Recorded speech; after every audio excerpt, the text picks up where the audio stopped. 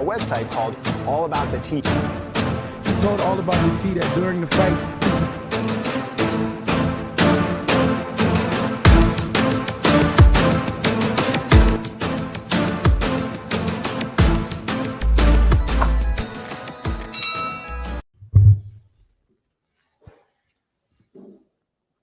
Hey, Teacups, it's your girl, Monica. Welcome back to the All About the Tea channel. Joining me tonight are Teacup affiliates, the Bishop. Hey, Bishop. hey, how you doing? Good. How are you? Doing pretty good today. All right. Okay. We have Plez in the building. Hey, Plez. Hey. Happy Hey. Friday. Happy Yes, girl. We also have joining us tonight is Teacup affiliate out of the DMV, Marcella. Hey, Marcella. Hey, Hey. hit that like button, guys. Hey. Your hair looks really pretty. I like it. Very nice. We also have my baby. He's like a son to me. I don't know. I just love this little. I love him. Teacup affiliate, So Debonair. Hey, So Debonair. Hey. Hey. I don't know why I always feel like I don't know what it is about you. You're like a son in my head. I don't know. Can you move in? I spoil all the babies. I spoil all of them. I love that though. Oh, and I cook a lot. I promise. I'll treat you real good. I love food. Good. Listen, it sounds like a match made to me. Okay. All right, y'all. So first and foremost, if you're not subscribed to the channel, I need you to hit that subscribe button down below. And if you're already subscribed to the channel, go on and bang that notification bell so you don't miss out on any of the piping hot tea that we serve on this channel.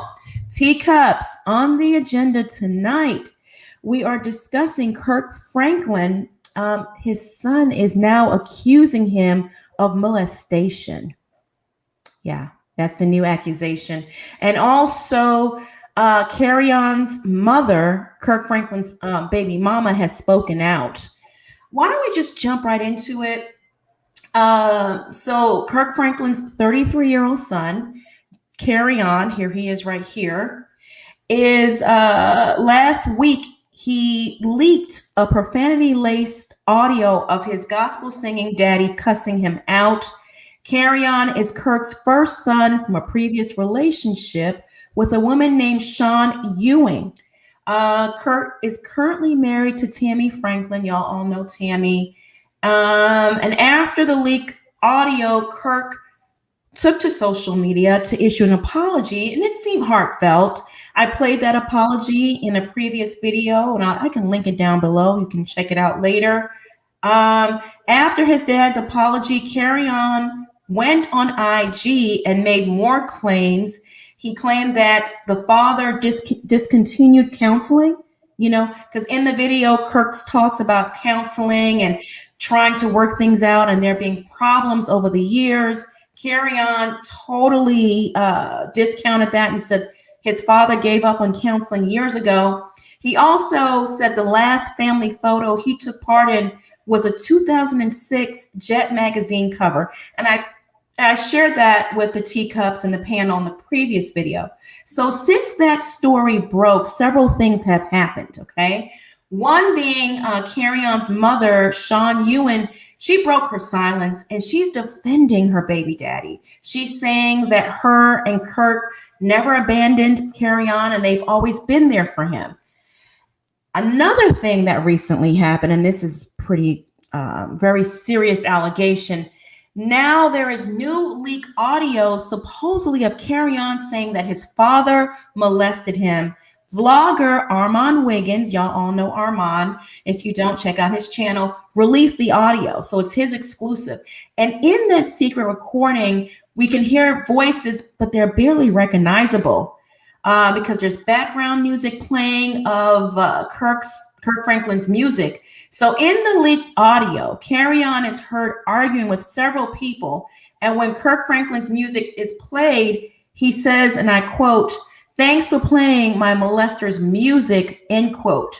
He also appears to tell a homosexual man that he no longer has to be nice to him because he already slept with him. Okay. I am going to play first. Yeah, is wowzers. Yeah, yeah. Yeah. Let's stop right there before I play anything. Let's check on our folks. Let's do the roll call.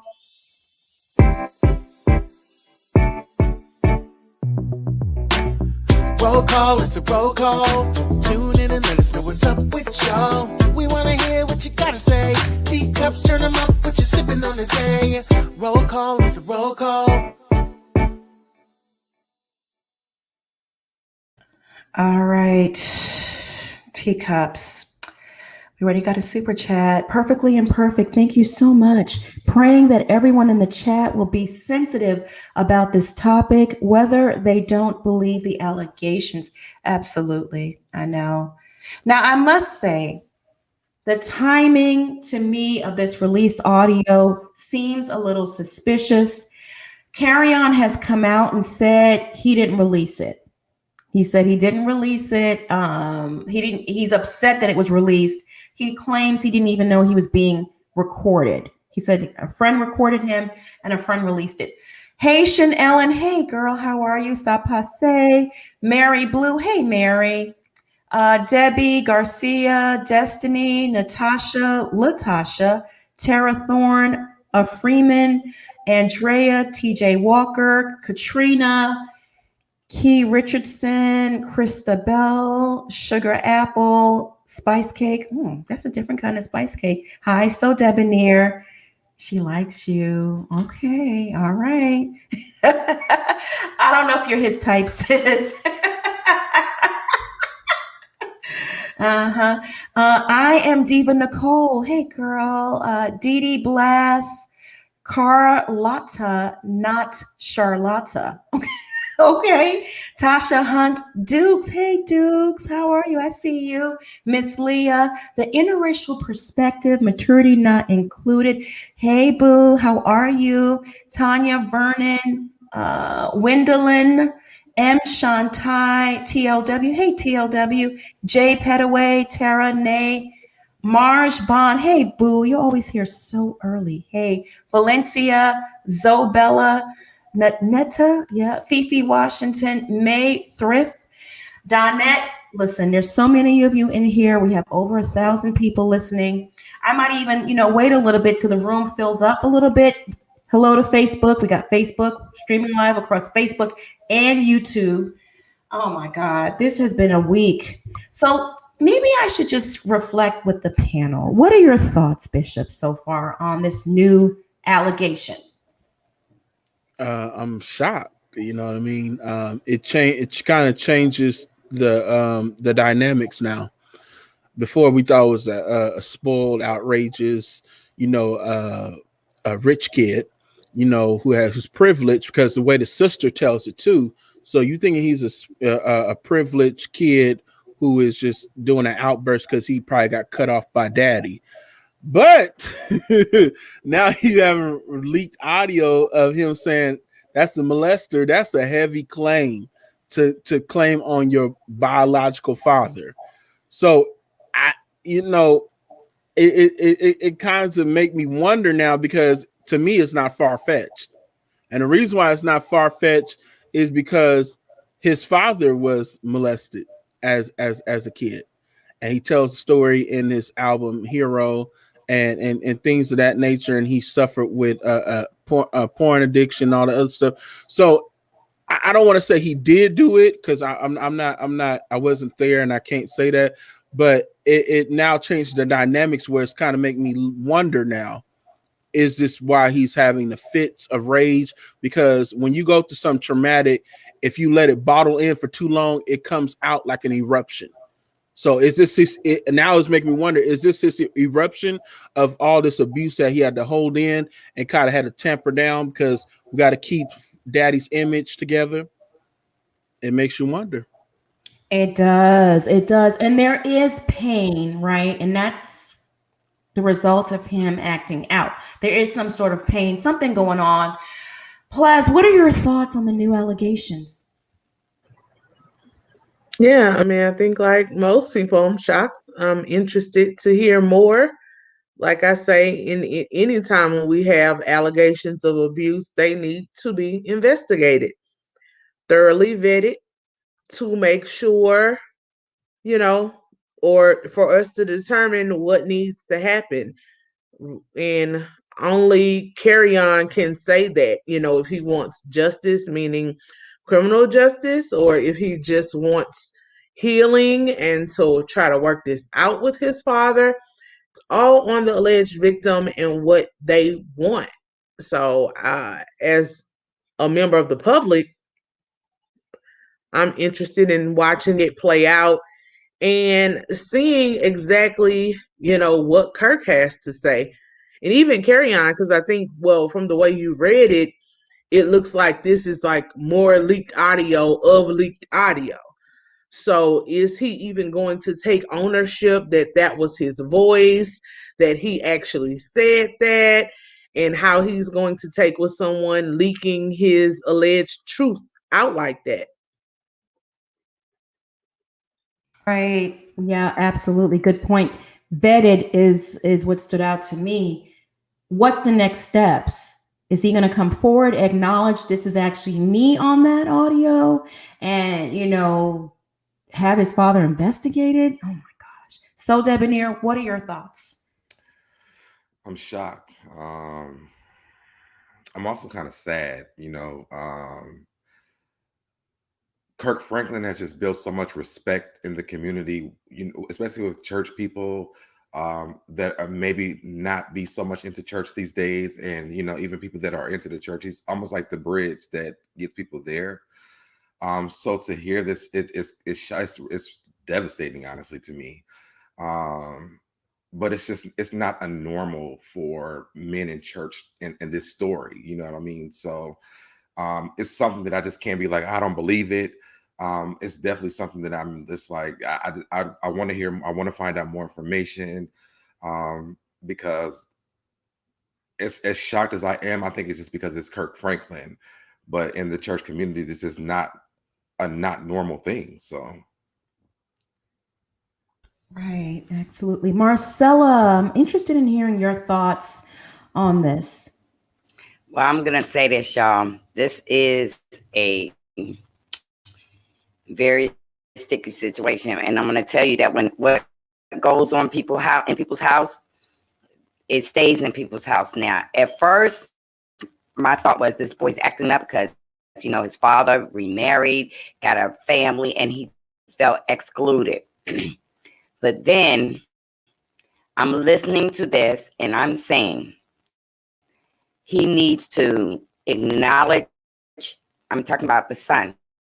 He needs to come out and say this happened to him and let the chips fall where they may. Because I was listening to his mom and I was thinking maybe this boy got some issues and maybe Mr. Franklin, the course guide, or called the mama and said, you need to check him. And this boy's been holding this in and it's coming out, but the explosive anger is not just being cut off for money. This boy wants to now expose his alleged abuser. Y'all got to look at the height and his behavior, because not in one of these videos have we heard him ask for money. We haven't heard Kirk say, I'm not going to give you no money. This is something else bigger, and we don't know what it is. But, we've heard some rumors. We've heard some rumors, but what it is that Kirk Franklin is so powerful in the gospel community. Are we going to chalk this up and say this boy is crazy?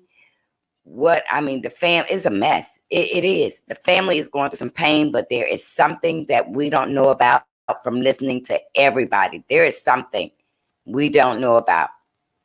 Right. Well, Kirk and his wife Tammy appeared on Tamron Hall this week, and I'm going to go ahead and share my screen so we can watch the interview and dissect it before we dive deeper into these new allegations. Mary, thank you so much for the super chat. Hey, panel. Happy Friday. Happy Friday to you. April B. What up? Hey, sis. Thank you so much for the super sticker. We appreciate you. T. Ness. Thank you so much for the super chat. Happy Friday to my Teacup family. Blessings to you all. Love you. We love you too. Yeah, let me go ahead and share my screen so we can watch this together.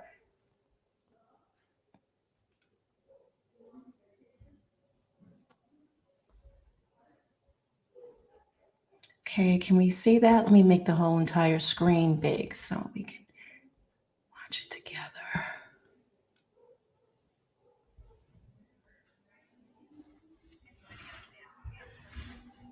Hold on, I don't think you can hear it. So let me just make a quick change really fast in my settings. Give me 1 second here.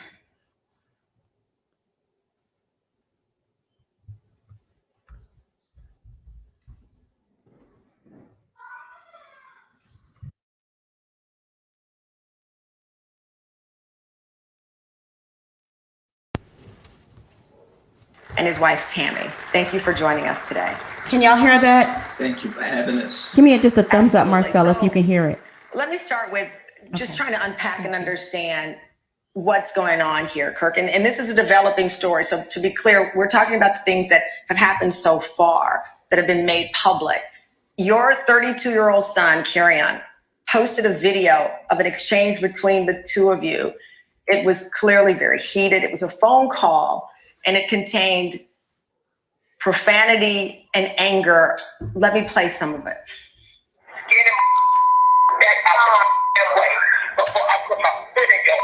I dare you. I dare you. I dare you. I dare you. I'm old.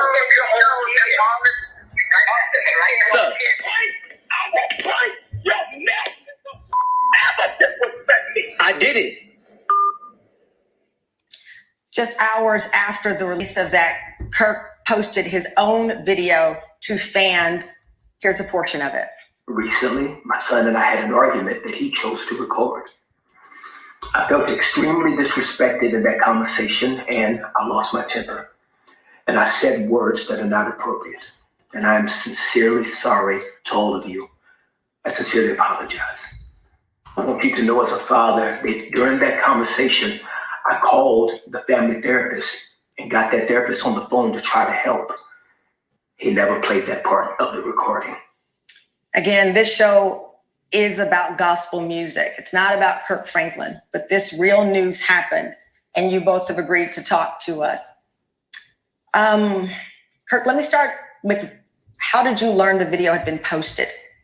Well, a lot of people in our family and community, they privately have known for over 20 years of the tension and challenges that we've been going through as a family privately. I have 4 children. When I married my wife, I had a son, and my wife had a daughter that I adopted. And so my oldest son and my bonus daughter, who was really my daughter, we raised them together, and we have a great relationship with my oldest son's mother. Her name is Sean Ewing. She's an incredible woman. And early on, Tammy, Sean, and myself, we started to realize that there needed to be some deeper help with things that was happening with our son. And so around when he was a teenager, we started him in therapy and counseling, and we've had him in and out of counseling and therapy for over 20 years. And as Kerrion became a grown man, when he became a grown man, his disrespect became more aggressive. And so once again, family members and friends and close friends, as a matter of fact, that was my close friend that was on the phone. I tried to get him on the phone to try to help with the situation. His name is John Drummond. So that was him that was laughing in the middle of the conversation. It wasn't my wife. It wasn't Sean. It was my best friend, who's like an uncle to Kerrion. He's known Kerrion since Kerrion was 1. So, just as a family, we've been trying to rally for years to try to help. And like I said, now that he's about to be 33, as a grown man, the relationship at times can become very agitated and very frustrated in trying to help. But I'm not going to stop trying to help. He's my son. He's my son. He's my firstborn. And I never want him to feel what I felt not having a father. So even though it gets tense and tight, when he calls from time to time, I will answer his call, even though I expect it to sometimes kind of derail. It's important for me to stop, because what if that call is the call that things change? So I never know, and I never want to give up. You and Tammy have been married for 25 years. You talk about this blended family unit with that you refer to with involving Kerrion's mother and your children.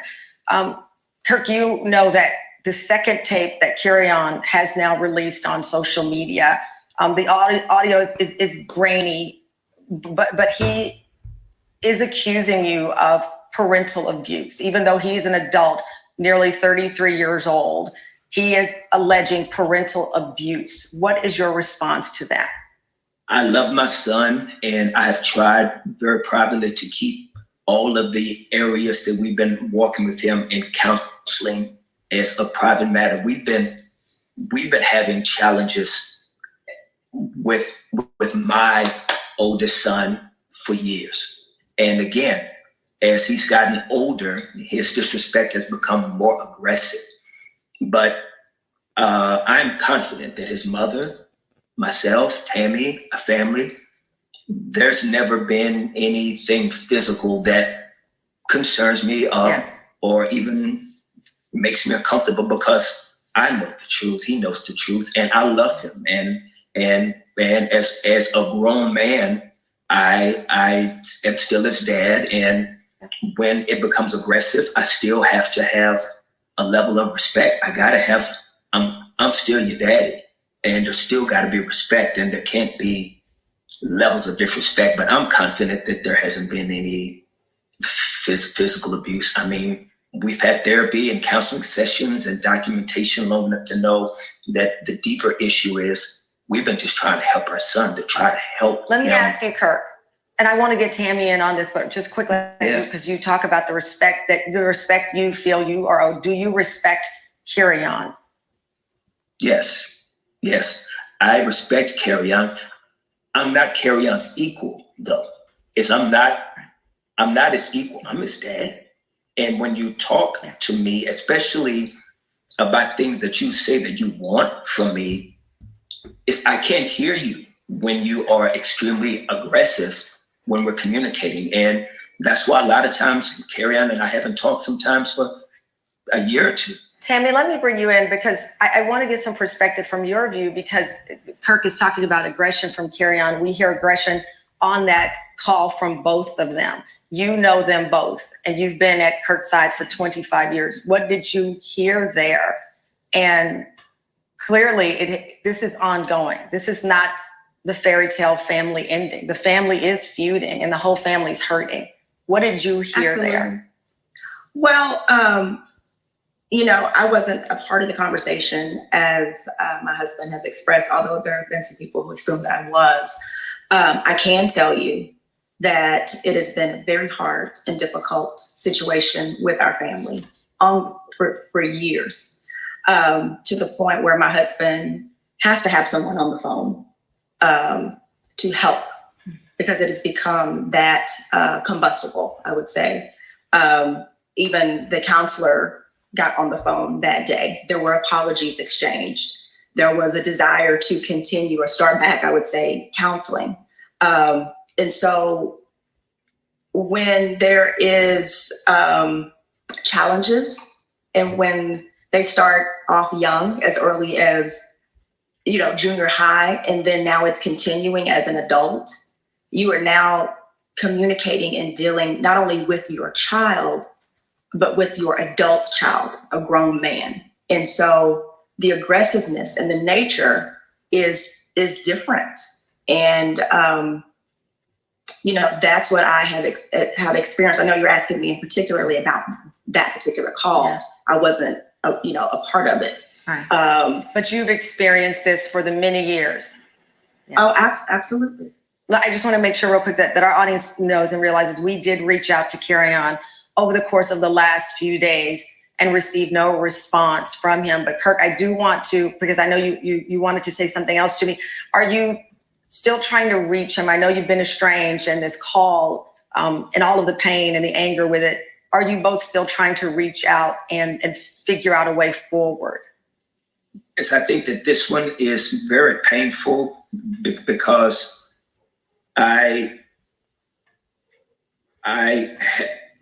having my son record our conversations was a big shock for me. I had no idea that he was, well, he's threatened it, but because he's threatened so many other things, I was just confident that, you know, I'm going to keep fighting for him. And even in our conversations, if the fight gets tense, I just want to not give up on that one chance to maybe that one phone call may be the, you know, the words of, you know, I'm ready to get help. I'm ready to go back to therapy and get the help that I know that I need. And so I just never wanted to give up on that opportunity, even though sometimes the conversation just goes left.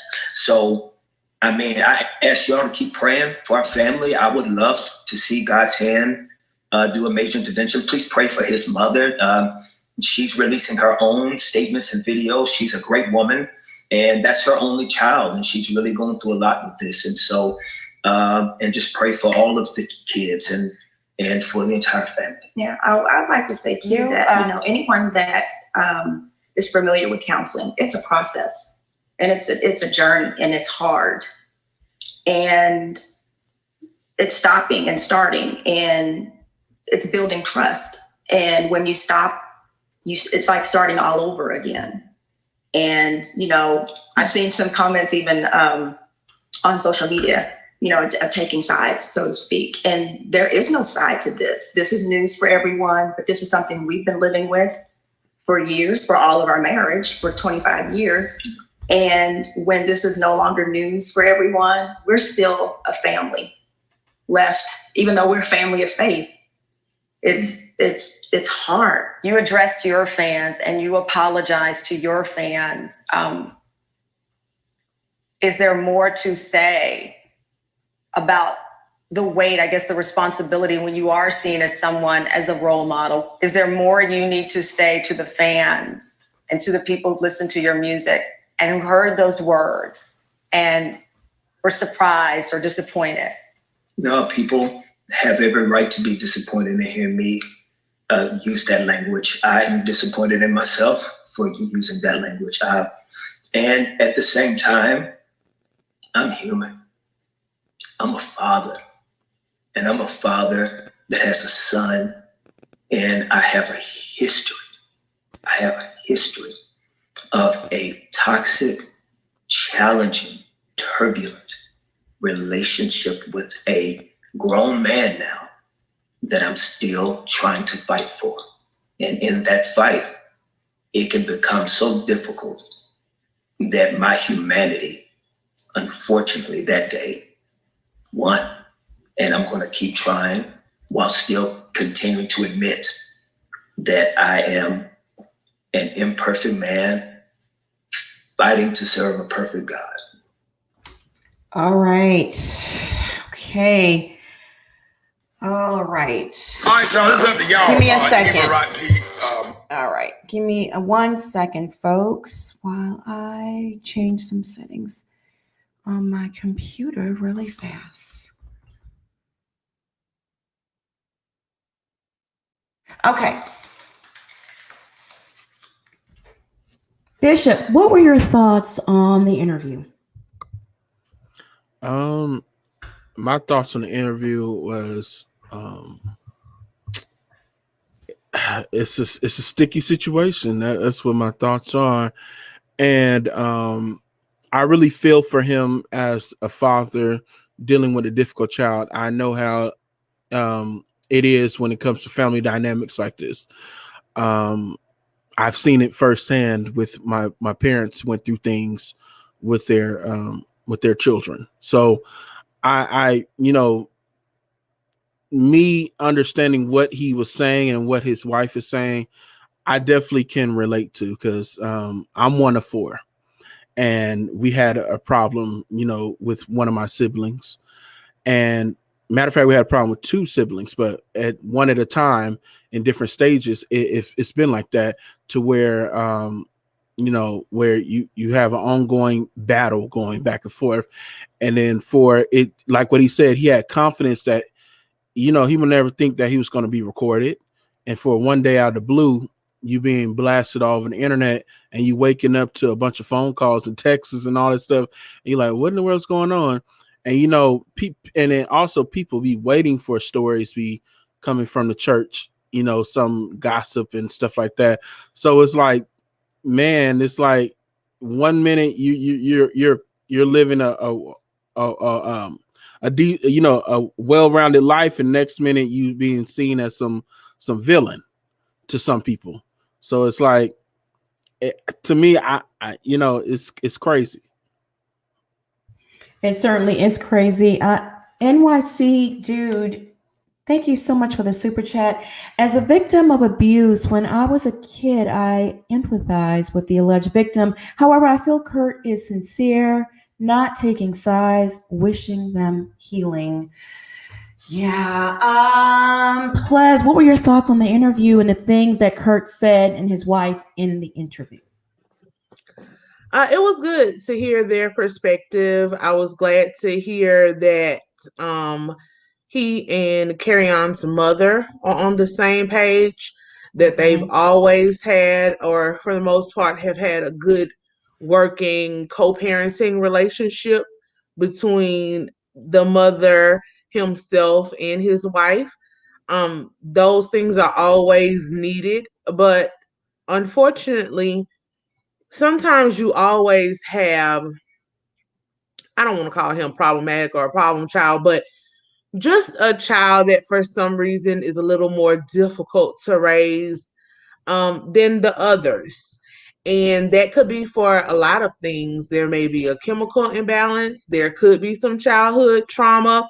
Or if he is hiding this, allegation of molestation, honestly, it would be incest if it was his father. Those are heavy things. And a lot of people who are traumatized like that in their childhood, even without the layer of a famous father and being raised into this type of wealth and affluence, it's heavy. And a lot of people don't address it. They don't confront it, and then it rears its ugly head and manifests in like what we're seeing right now, where you get to a point where you can't contain it anymore and you just blow up and things like this start to happen. I was happy to hear that they've always tried counseling, because, too often our community doesn't like counseling. They always go to the church. So even just not Black people, church people as well, you're dealing with double stigmas.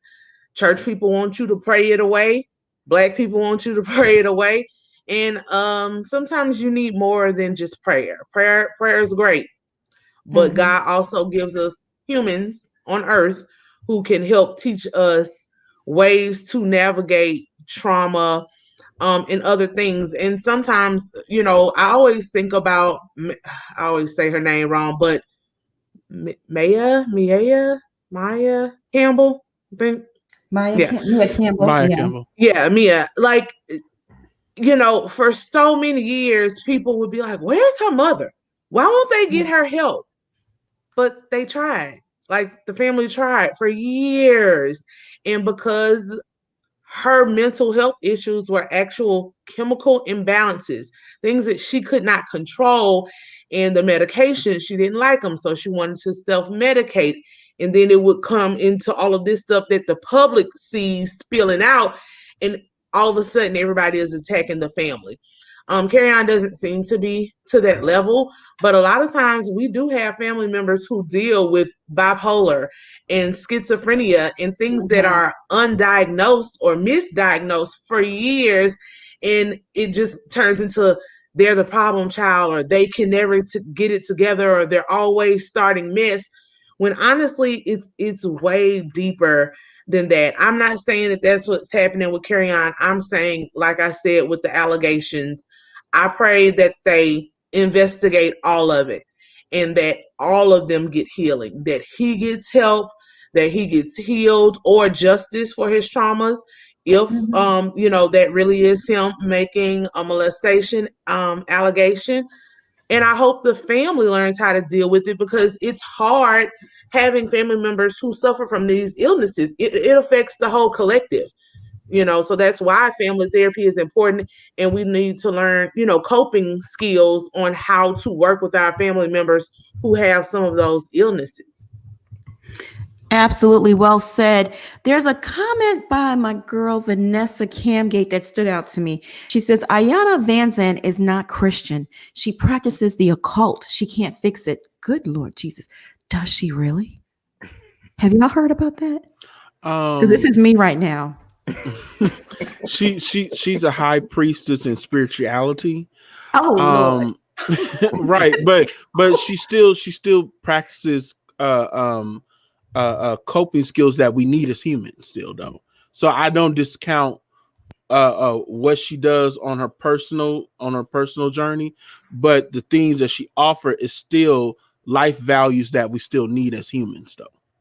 Oh, okay. I didn't know that she practices the occult. That's completely new to me. I'll keep my eyes and ears open, though. Words mean things. I have never taken it as the occult, kind of like what Bishop said. How a lot of people now are just more spiritual than, God or Jesus or things like that. I think that's more where Ayanna lies now. Right. She's girl, stop. Let me say this, Monica. She's not religious. Let's say that. Yeah. Okay. I think a lot of Black people don't relate to her because it's an aggressive approach, and we don't like aggression as Black people. We just don't like it. It's too much for us. Well, yeah. We're addressing a lot of difficult situations that we've been taught. This is our family business, and we don't talk about the stuff out loud and not on national television. So I think a lot of people are always like, "Oh no, I'm not watching that because this is an occult to me, because this is not how we do as Black people. We don't do this." Yeah. But it's such an aggressive approach, but it's real though, and that's the thing. Like, a lot of people who have been through counseling understand it, because counseling, depending on who you go to, it can be sweet and kind, and they'll talk to you for hours upon hours to collect that check for weeks and weeks upon weeks. But if you get someone who is actually in tune with, how to help you, sometimes it can be aggressive because you need that aggressiveness to fix your issues. And Ayanna's not dealing with me having a bad day at work or, a regular day person. She's dealing with people who have a lot of things, on them. So when we watch it on television, it looks like, what is going on here? And then, the celebrities that she don't help, they're like, she ain't fixed my life. These are things like that. Well, in reality, the things that she does say is realistic. They just don't take the advice, or they don't do the work. So. Rhonda says, Monica, I wish a licensed therapist would call in today to discuss on this topic. The panel is doing a great job. Thank you. We appreciate it. We might have Dr. EVA call in. She's a clinical doctor. She's not a psychologist, but she does offer great advice if she's listening. Marcella, your thoughts on the interview? What did you come away with? Boy, Monica, thank you for inviting me tonight, because people gonna dislike me. Or I'm telling you that Kirk Franklin did not look at the camera. I had a problem with that. I had a problem with Tammy's expression when she was looking at her husband. And to come and think of it, I have a problem with his mother, and I had a problem with Kirk saying that the mother was going to make her own video about this. I'm not saying that Kirk Franklin molested his son. I'm saying something else went on in that house, because not one of them said he had a mental illness. They didn't say that. They saying he got a behavior problem. Something went on inappropriate, and gosh, Tammy she is really trained She almost looked like at one time that she was glad he was getting busted. You should have just seen the smirk on her face. Something went on. And guess what? Even though anything, whether he was physically abused, mental abuse, sexual abuse, it doesn't go away just because he's 33 years old. Whatever somebody went through, they carry it. And if they don't have the proper treatment, it's in him. So guess what? Kirk can get up and talk to everybody he wants to. No matter what went on in his house, he should be damaged. I am so tired of we got past the holy whore to do things and people just say, oh my God, he's a good guy. When we know he did something to ask for forgiveness. When Kirk Franklin told us that he was sorry about talking to his son, which he should have talked to his son because our children shouldn't disrespect us. But when he told us, he didn't apologize to his son. I like to apologize to y'all and my son for the way I spoke. He wouldn't even be answering to us if he wasn't afraid if this was going to affect his music career in the gospel sense. This is Mommy Dearest 2021, the gospel edition. All righty. You heard it here first. Okay. Listen, this is a well-rounded panel. We're all entitled to our opinions. Let me go ahead and play. Can I say something before you do that? Yes, absolutely. Coming from being a PK, and also being married to a pastor, watching this throws a lot of red flags to me. A lot of times it's about saving face, period. And, we want to deal with it while everybody's not looking at it. Like, I'm pretty sure that Kirk Franklin has reached out to this man multiple times. And, the audio that keeps going on, I think that he's trying to figure it out behind closed doors. Marcella said a lot of great things. And if you've ever been, especially at PK, you understand what just happened here. We're going to do interviews because we have to control the narrative of the situation right now. What they're dealing with behind those closed doors, none of us have no idea with that. But I will say this, his sporadic outbursts, there's something to that stuff. And, I don't know if it's the molestation thing. Something has happened. But the thing is this, a lot of times when you have a parent that's in ministry or even a spouse, you can't really talk to them. The worst thing you do is let the world know that this is not a good person. So him going on to social media is a cry for help. This is something I've done. So I know this. And so I don't want people to think like, oh, he should have more whoopings when he was a kid. He's 33. There is something that has been going on for a very long time. He has not been able to talk to his father about these things because this is like the last resort. When you go onto social media or you spill the business to the world, this is like the last resort because it's hard to talk to a parent. My mom, I remember telling her, I said, we don't want Pastor, her last name. We want Mom. Me and my sister told her that all the time. It was so hard to have conversation with her as a kid a lot of times because she did not know how to come out of pastor mode. It was always a Bible scripture. This is, it was almost like talking to a brick or the actual Bible. Like, it was never like a relationship. And sometimes you can get it, but when it came down to dealing with serious issues or, dealing with like our personal things that this wasn't of the Bible, it was hard because she couldn't really be mom to us. She could just be the pastor. So when I see these kind of things, there's something behind it. I don't know, what the actual something is, but there's something behind it. And I just wish that maybe this is going to be a realistic moment for Kirk Franklin to say, hey, I really got something I need to deal with. Yeah, y'all been going through counseling, but you haven't had to deal with this kind of thing. So right at this point, you really have to address this issue because now we all know about it. Good point. Very good point. I want to acknowledge some super chats. Ann Houghton, thank you so much for the super chat. We appreciate you. R.N. Levy at Marcella, I agree with you. I peeped that too. She's talking about Tammy's facial expressions. I did notice it. Did y'all notice it on the panel? They were very expression. She did a lot of expressions. I'm like, she trying to tell us something? I thought so too, because I'm like, your husband going through something serious, and you like, I'm like, what? Uh-huh. I Made thought sure to say that she didn't hear the call. I wasn't around on the call. She wants y'all to know I'm not involved. But honey, look at him. And she was just looking.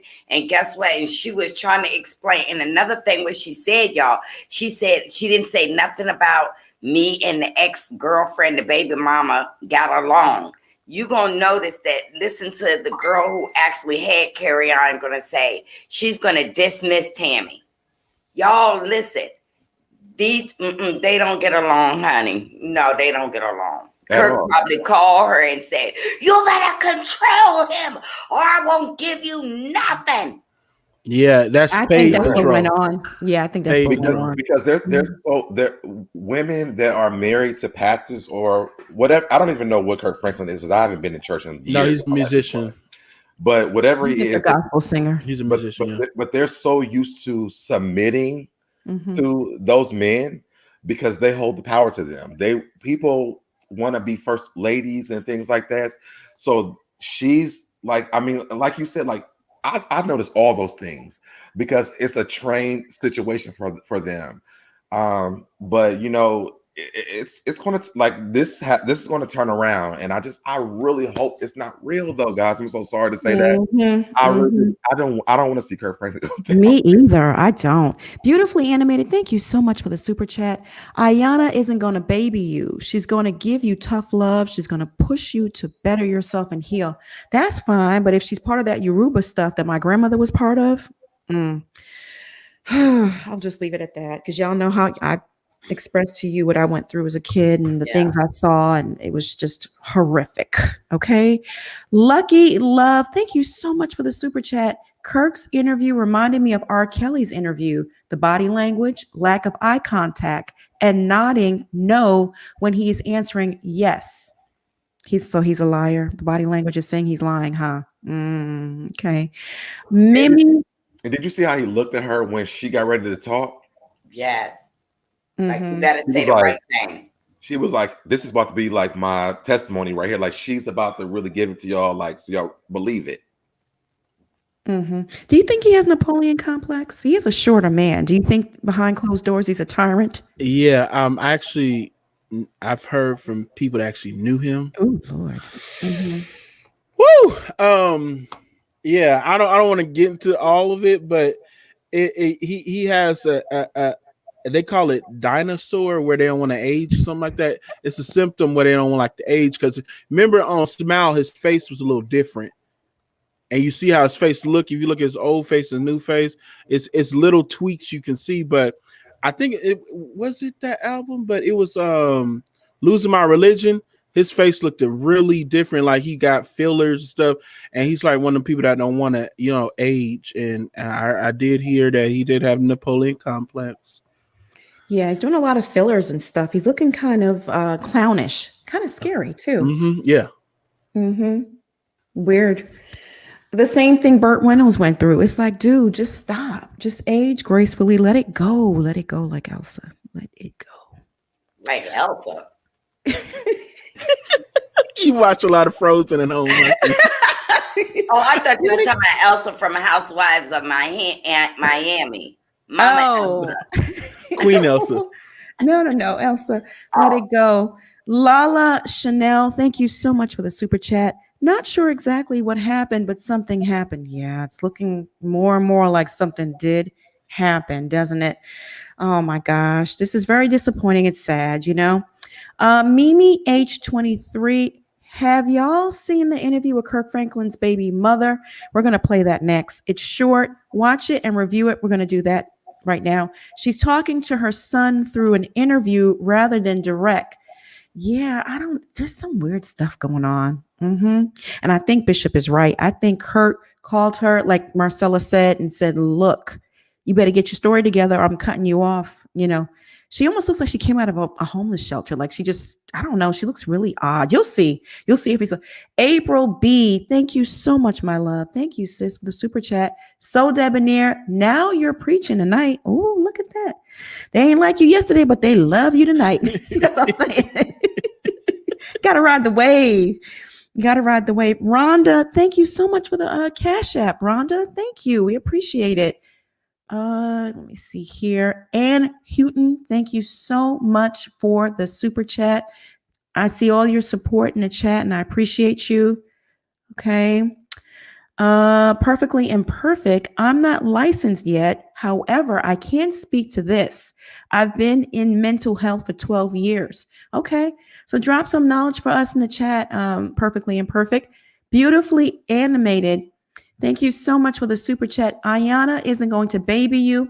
We said that one already. Ashley Page, thank you so much for the super chat. Kirk's son actually asked Tasha K for $37,000 for an interview. I say what now? $37K. What?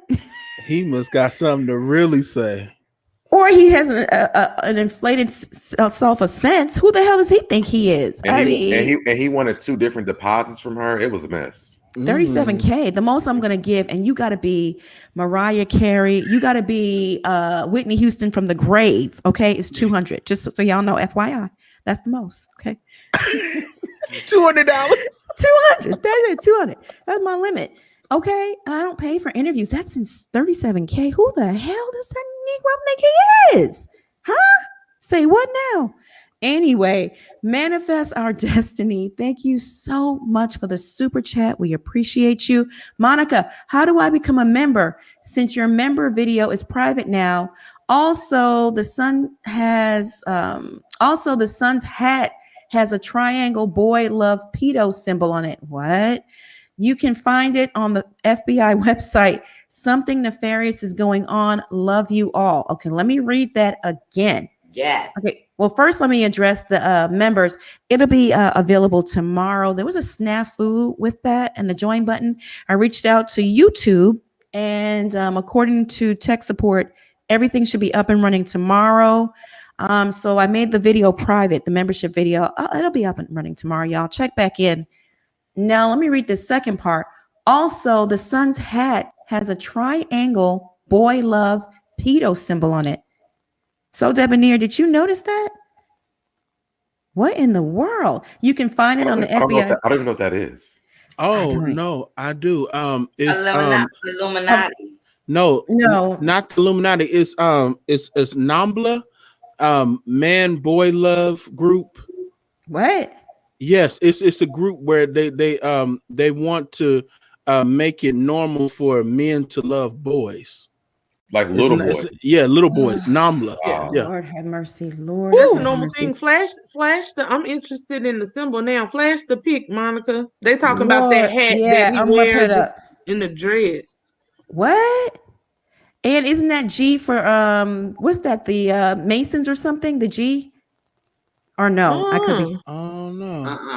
Okay, so Debonair, do me a favor. Look up that symbol.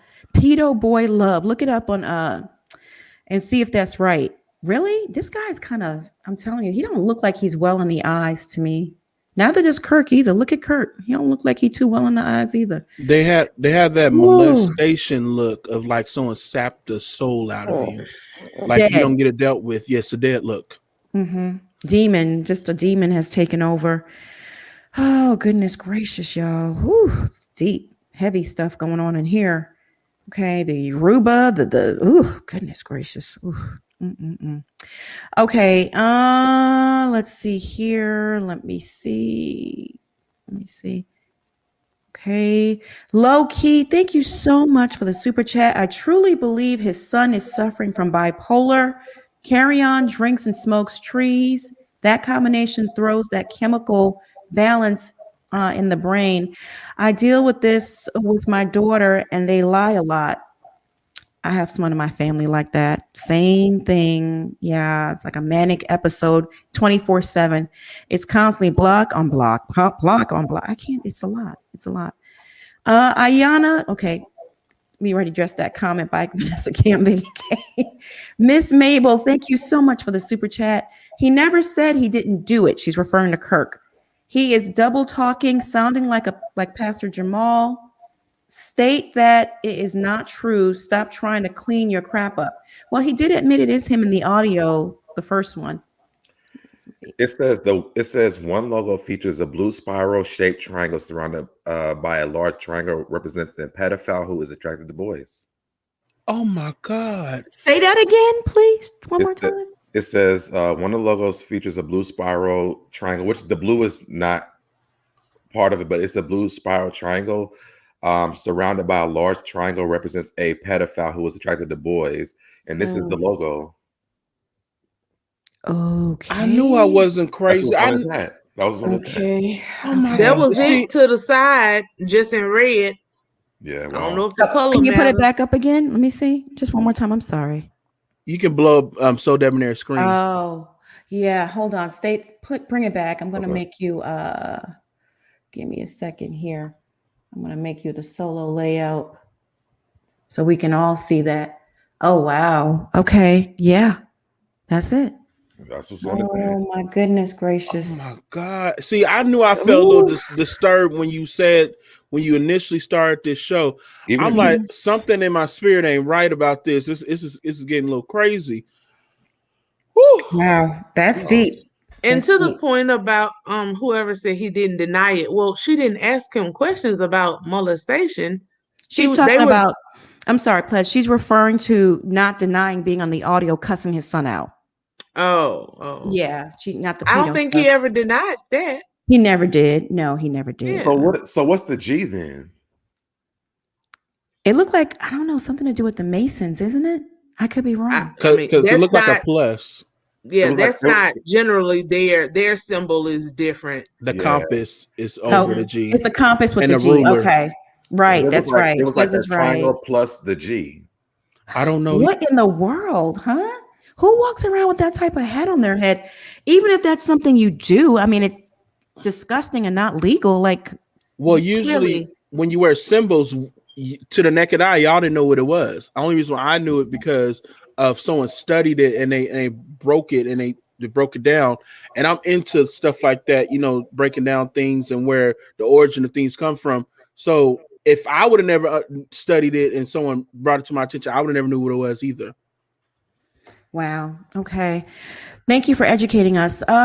Please and thank you. Thank you for the super chat. Another humiliation ritual, or he's calling out his daddy by wearing that hat with the symbol. Let the chips fall where they may. Oh my God. You think he's calling out the daddy? Who thinks he's calling out the daddy by wearing that hat? Oh my goodness. That boy is in a lot of pain. Because why would you wear that? Happened to that little boy. I mean, when I call people little boy and boys, because I'm a mom. And to me, these kids, y'all look like young kids, so it's like that boy, but I don't mean it like, some people say, Monica, why you call him a boy? He's a grown ass man. I don't mean that with any kind of malice when I say boy, but oh my goodness. Fire Feed, thank you so much for the super chat. Maybe that's the help and therapy Kirk was talking about. Not family, but personal for his son. That hat creeped me out. Oh my gosh. This is getting really deeper and deeper and deeper. Mina Hill, thank you so much for the super chat. The mom's wig was in the struggle in the interview you're about to see. Okay, well, let me go ahead and share my screen and play the interview. Okay.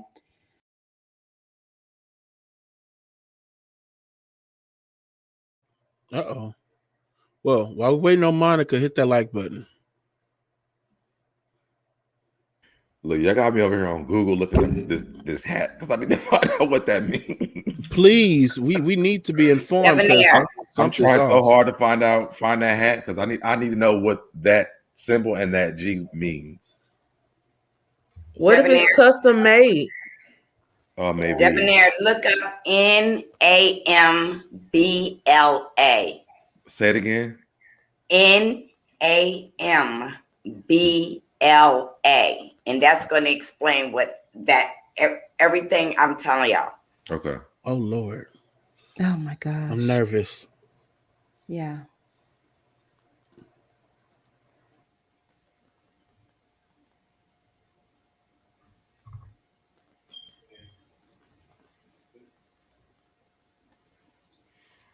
everybody, and welcome to The Heartbeat. I'm Erica English, and I'm here in the Fishbowl Network. It is nestled inside of what used to be Globe Life Park in Arlington, Texas. And we want to thank you guys for letting us occupy your space tonight.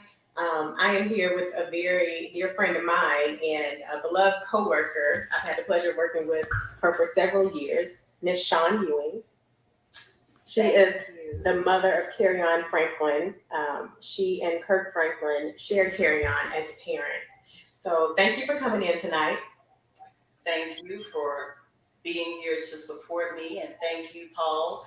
He's engineering for us. It's just an honor and a privilege to be here, even for this moment and this occasion. But God is still good, and God's gonna get the glory. He will. Out of all of this. Well, thank you for trusting me with this. And this is, we are just going to let people eavesdrop on conversations that we've had over the last couple of years, because I know that this has been a sort of a sensitive subject for you for some time now. So just give everybody else some background as to how we got here. How we got here.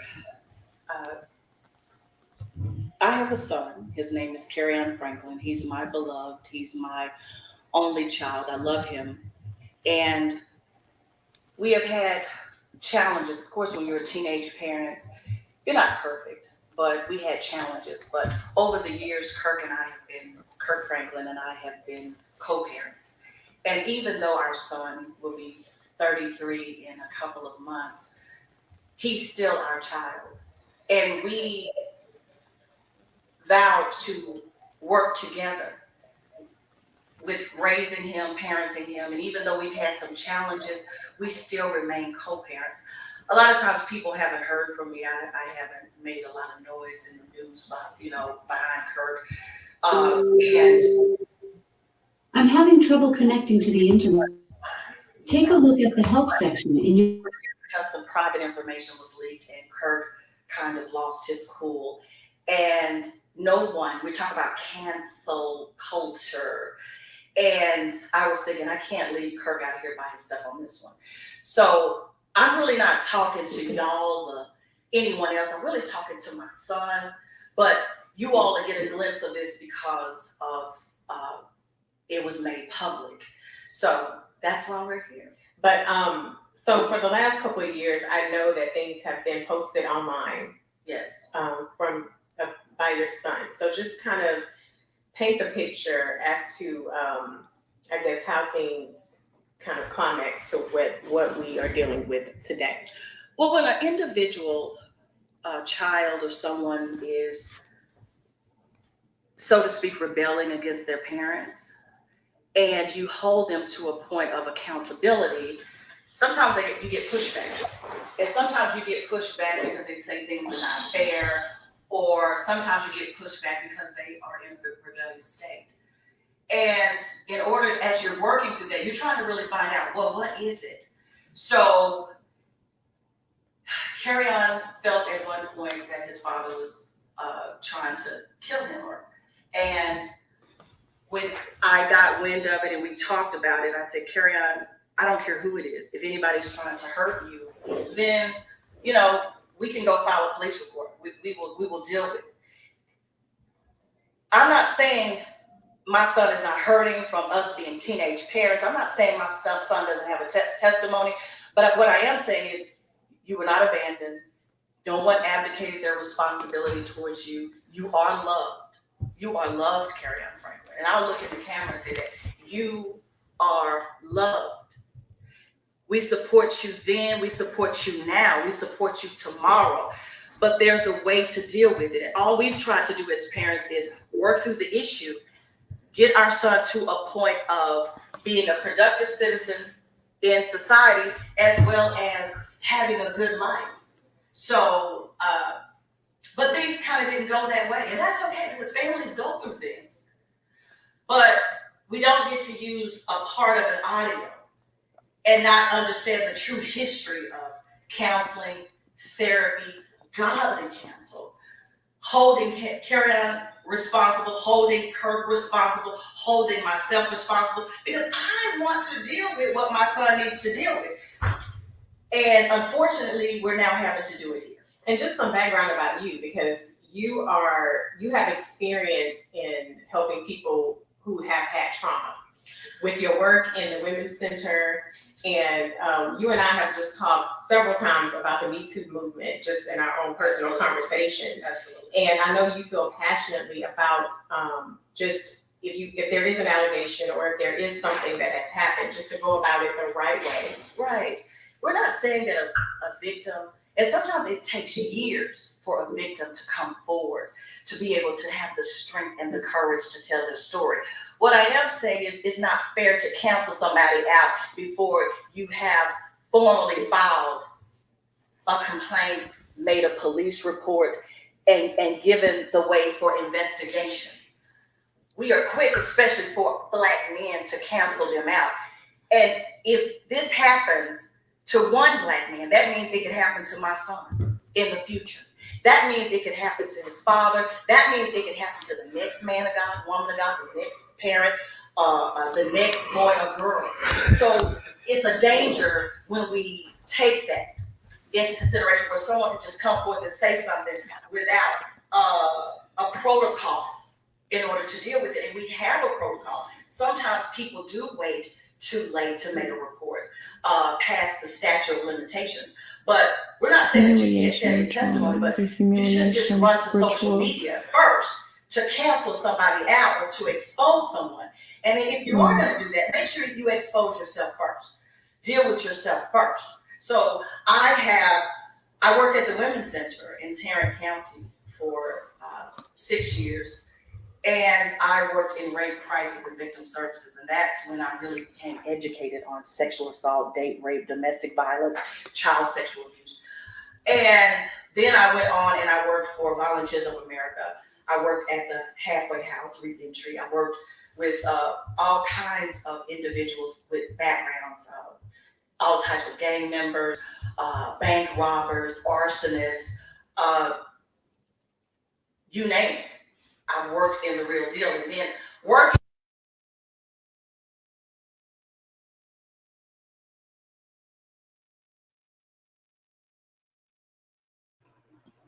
Did the sound go out? Yeah, the sound went out. It was a lot, to deal with, but I was rooted and grounded in God. And so as I matured, I tried to work with his father to continue to parent our son. And most people would say, y'all shouldn't even be talking anymore. We talk when we need to talk about our son because that's how much we love him. Yeah, and I will say that I commend your co-parenting between the both of you.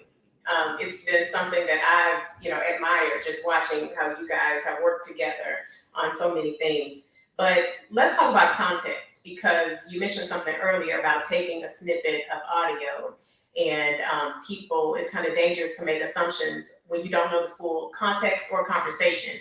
And you and I were talking over dinner about Proverbs 31, and I want you to bring that up because you made an interesting point. Well, first, the most important thing is my son's soul. And I've shared some, when we gave Kerrion when he was 16, we gave him a rite of passage ceremony. And I shared these same sentiments with Kerrion then, and I feel it befitting to always start with God's word first, because my son's soul is most important to me. Have I made mistakes as a mother? Absolutely, I have. Have I kind of lost my cool before? Absolutely, I have. And I'm pretty sure if Kerrion has some audio on Kirk, he may have some audio on me. So I'm here so we can go and flush it out.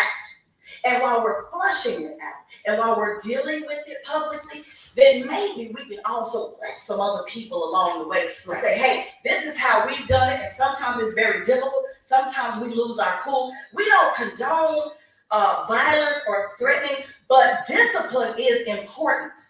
And sometimes when somebody say, I am going to beat you, that don't literally mean they're gonna, beat them where they have bruises, cuts, broken bones, where they have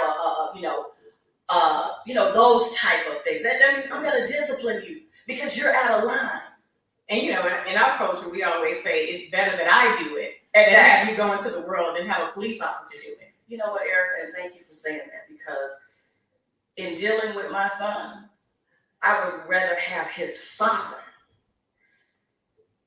talk to him, toil with him, tarry with him, and deal with him, versus having some police officer who's trained, who doesn't love him, snuff him out because of his strong personality.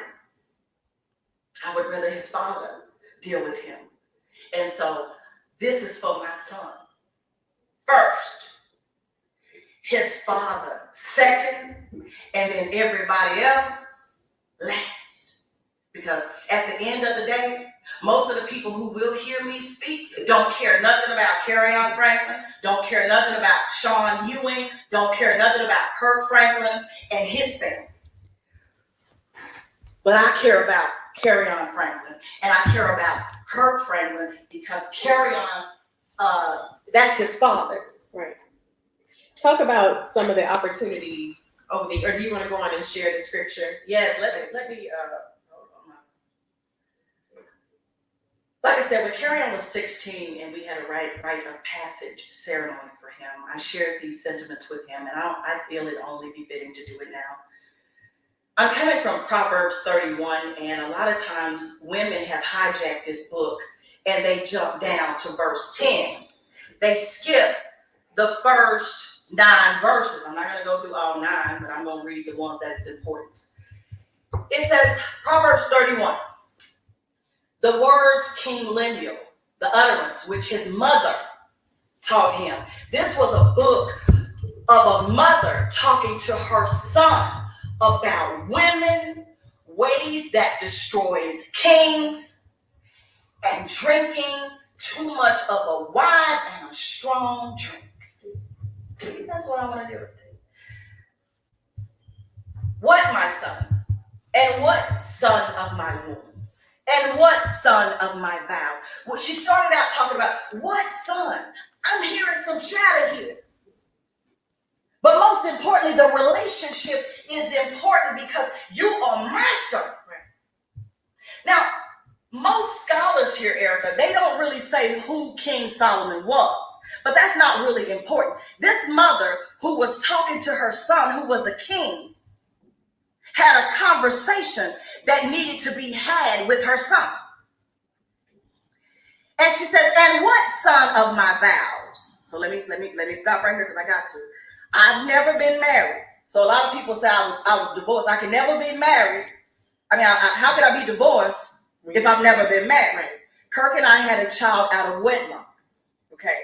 But here, when she says son of my vows, that can mean 2 things. We don't know if this woman was married, single, separated, or divorced. But what we do know is that somewhere she gave her son back to God, or she had her son within the confines of a vow in marriage. But single people, don't be discouraged because you had a child out of wedlock. He's still blessed and he still belongs to God, whether it's a he or a she. So if you gave your son back to God during a christening, that's okay. If you gave your son back to God through prayer, that you're going to raise him under the vow of Christianity, using a biblical stance, that's okay. But here she gets to verse 3. She says, do not give your strength to women, nor your ways to that which destroys kings. I'm not really going to read verse 4 because I want y'all to go there yourselves because we've always jumped over the first 9 verses. Because we thought it was girl She talk. goes on to talk to him about not drinking wine and not drinking strong, intoxicating drink because then you will forget and pervert the judgment of, first of all, what you need to do for yourself. I said this to Kerrion when he was 16, and I'm saying this to him now. This mother who was talking to her son, who was a king, like I said, some scholars think that this is a nickname for King Solomon, and we know all the women that he had in his life. But I'm not going to go there. I just want to get back to, she talked about women, ways that destroy kings, and strong drink. And that's important as we begin to evaluate in order for us to say, what are we dealing with here? Are we dealing with rebellion? What are we dealing with here? Are we dealing with abuse? What are we dealing with here? Are we dealing with ungodly character? But we want to flush all of that out. And that's what I'm hoping that will happen, with this interview. I want my son to get the help that he needs and become the man of God or the godly man that I know he can be, the talented man that I know that he is. But let's talk about some of the help, because I know it's been a process. Absolutely. Talk about some of the opportunities that you guys have had, or he's had over the years, to kind of voice his grievances. Right. We have, over the years as parents, we've afforded Kerrion every opportunity. And when parents can afford their kids the opportunity to go to a therapist, go to a counselor, whether it's a psychologist, whether it's a psychiatrist, we've had godly men that we've tried to call to help us maneuver through this. And whatever the reason at this point, we've always hit that wall of not being able to work through it. And so I've even afforded Kerrion, because sometimes people will think, oh, well, my dad has this, that, or the other, and he may feel that Kirk has some type of influence over the accountability that has to be held. I have insurance. We can go to counseling off of my insurance. You understand what I'm saying? Yeah. So that you can pick somebody that don't even know us. Just pick somebody. But I expect whoever comes in to hold not only Kirk accountable, me accountable as his mother, and him accountable as a son, as a child. And a lot of people say, well, Kerrion is a grown man. Yes, he's a grown man, and he's my son, that we're still working through some issues. See, he's still mine, whether he's 30, whether he's 40, whether he's 50. I'm not turning my back on him. And some men do it differently, because sometimes men will just, cut, their kids off. Now, I have my boundaries with Kerrion. And each parent should have their boundary with their kids. Because if you try to continue to just give and give and give, it sometimes can turn into, I'm going to tell you what to do. I'm going to live my life how I want to. When you're grown and you want to live your life how you want to, you have that option. But if you want my help, then you have to listen to some of the things that I say, and I want to listen to you. If I've hurt you, I know I've hurt Kerrion. I know Kirk have probably hurt Kerrion in some ways, being teenage parents, trying to maneuver through this thing called life in the role of a mother or a father. We don't deny that, but we've given you platforms to be able to do that. Do you feel like there is still a little resentment there, or any resentment at all? Resentment about? Can you? Well, and I'm just going to speak from my personal experience, just being a product of parents who are not together. Do you think there is still, and this is looking at other families and seeing how, the unit is still together and intact, and you kind of feel out of place sometimes? I'm speaking for myself. I'm sure that, that's normal. We can't cure normal. We work through normal.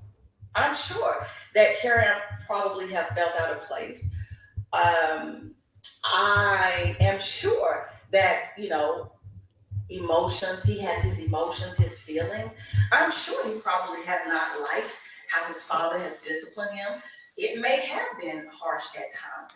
I'm pretty sure if Kerrion has some footage again on Kirk, I'm sure he has taken it, because he told me he has taken it. But I'm saying, let's go and put it all out on the table so that we can get past this. And I don't know where it's going to go for Kirk and his family. But for me, Kirk has never given me a reason at this point to think that he's not rather die to get his son back to a place of the altar of repentance and forgiveness. Kerrion will be 33 years old in a couple of months. We still try to stand and work together as co-parents to try to work through this issue. We've done it for years. where we could have walked away. We could have said, okay, he's grown now. Because a lot of parents do. They count down till you're 18 and then, it's hands off. Absolutely. And to a certain extent, we do have to be hands off. Yeah. But doesn't mean that we try not to say, if we don't try to continue to work with our son, what is the altar for? What is repentance for? What is the unconditional love of God for? God does it. And everybody who has made a mistake since they have professed Jesus Christ as Lord, the blood that has covered them, everybody who professes that, to say just to cut a child off because they grown, then don't go back to the altar asking God for forgiveness. Right. Yeah. That's Because at the end of the day, I don't care what nobody else do. Sean Young is ride or die for Kerrion Franklin. And I don't like people trying to come at my son from a place of ill will. We have some issues that we're trying to deal with. But that does not take away the love. Absolutely. Yeah. Not my love as a mother, it doesn't. Now, have you reached out to him or talked to him since? And how I found out about the situation, his father called me. We talk, we communicate. We do what we have to do. We say what we have to say. He goes his way and I go my way. I got a call on Saturday. I was at an event for my church. Shout out to Infinite House of Praise Ministries in Grand Prairie, Texas, where our pastor is Dr. Roger L. Williams Sr., along with his lovely wife, Lady All right, let me stop that and readjust something right here real quick. Readjust something really fast, and then we can carry on. I know the panel has a lot to say. We have a lot to get into. Goodness gracious. That was a lot. She kind of lost me at some parts of it, but okay. Bishop, I want to start with you. What were your thoughts? My God, I think I need a massage class. I might have to reconsider. I know, girl. Look, hard out here in these streets. Goodness gracious. Yeah.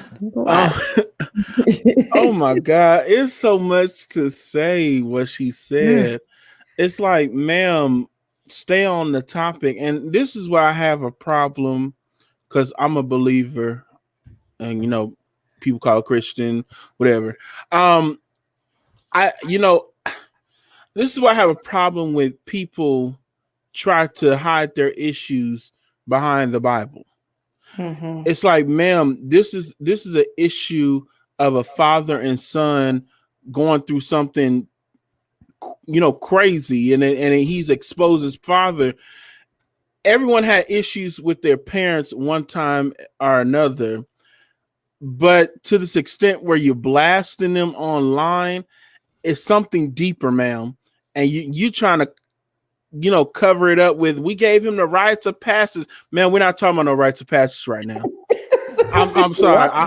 I don't want to hear about your story of what you gave him as a mother, ma'am. This is the issue that he's talking about, exposing his father. So how did you throw yourself in this mix? Now, what you should have been addressing is being a character witness for your child's father. That's what you're supposed to come on in for. But when you gave all this jargon, it's starting to look like you're covering up something, ma'am. I'm just saying, even if it's probably something not to cover up, you're making it look like it's something that you're covering up. You see how some people come on here and try to make it look like they're making the situation better, but matter of fact, but actually they're making it worse. This is what she just did, and I'm looking like, I see why the kid is crazy, because your ass is crazy too. I would literally jump out of a window listening to either of them. God. First of all, it's the Peggy Bundy wig for me. Okay.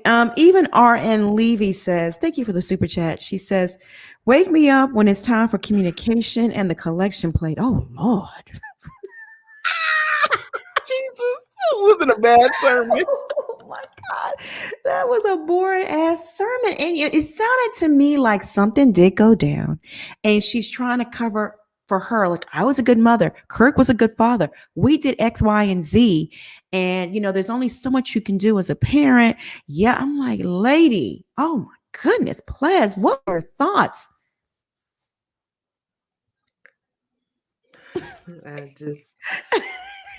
I thought we had left the pump it up in the 90s. When I saw that wig, it looks like she took a wig to the beautician and had them do like the old school waterfalls at the top. So that was like hella distracting. But then as soon as she opened her mouth, I'm sorry, y'all. Not saying that I don't. Well, I am saying that I disagree. I can't be wrong. I'm cool to admit when I'm wrong.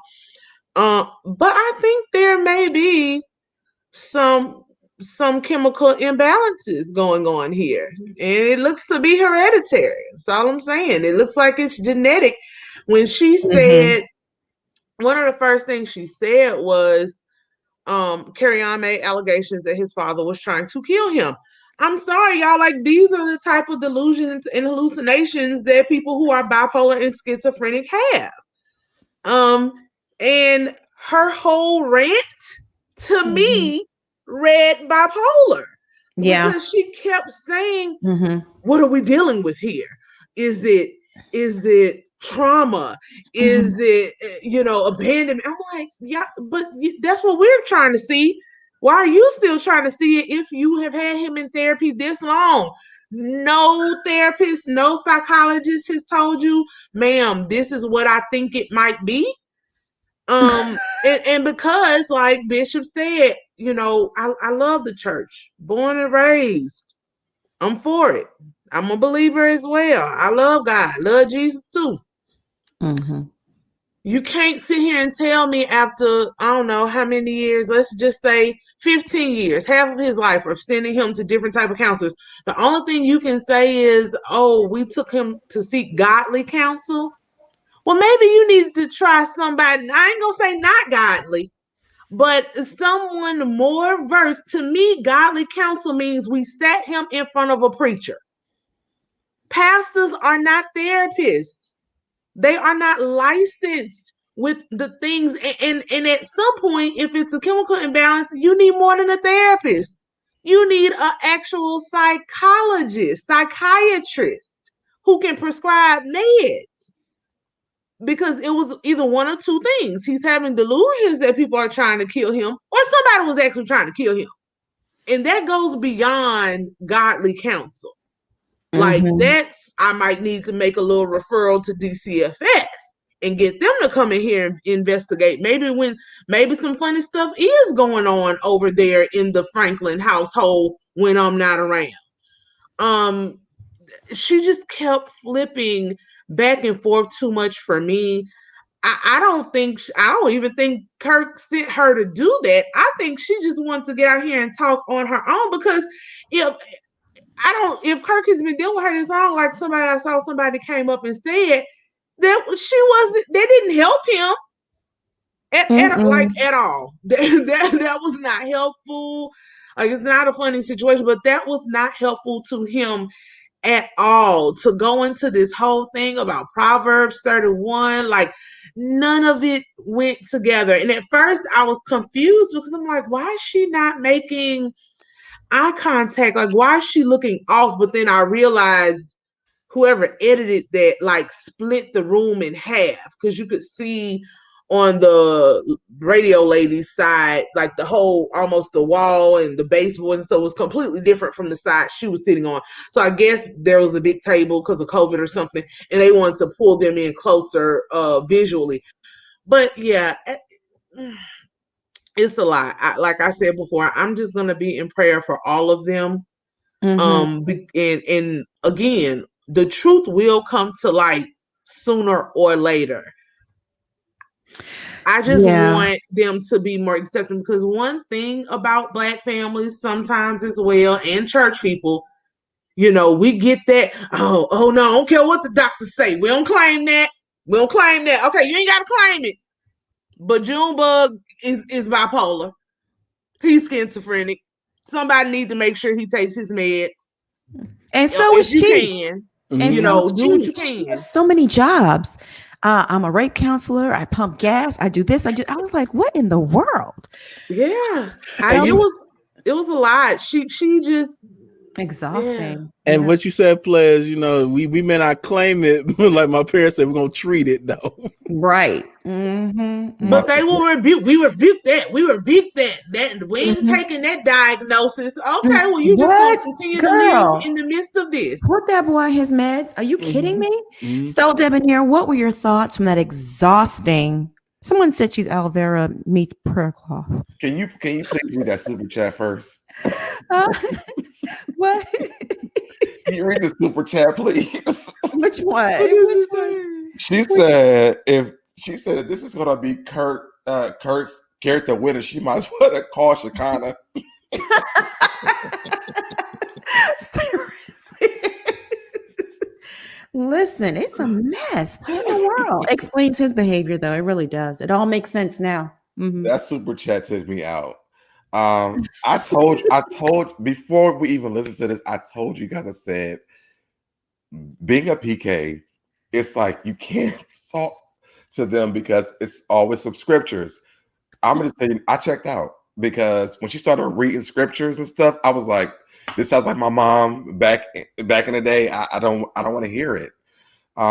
This is a trained behavior though, guys. You have to realize that. First ladies or women who are married to pastors, this is how they talk. So most of us, like, who have been trained in church or grew up around pastors or even musicians or whatever, we tune it out. And Monica, literally, when she started reading those scriptures, I tuned out. I don't know what she said. I don't even care. It was like blah blah blah, but it was like Charlie Brown, womp womp womp womp womp womp womp. Mhm. I don't know what she said. I don't think that she can give us any real answers.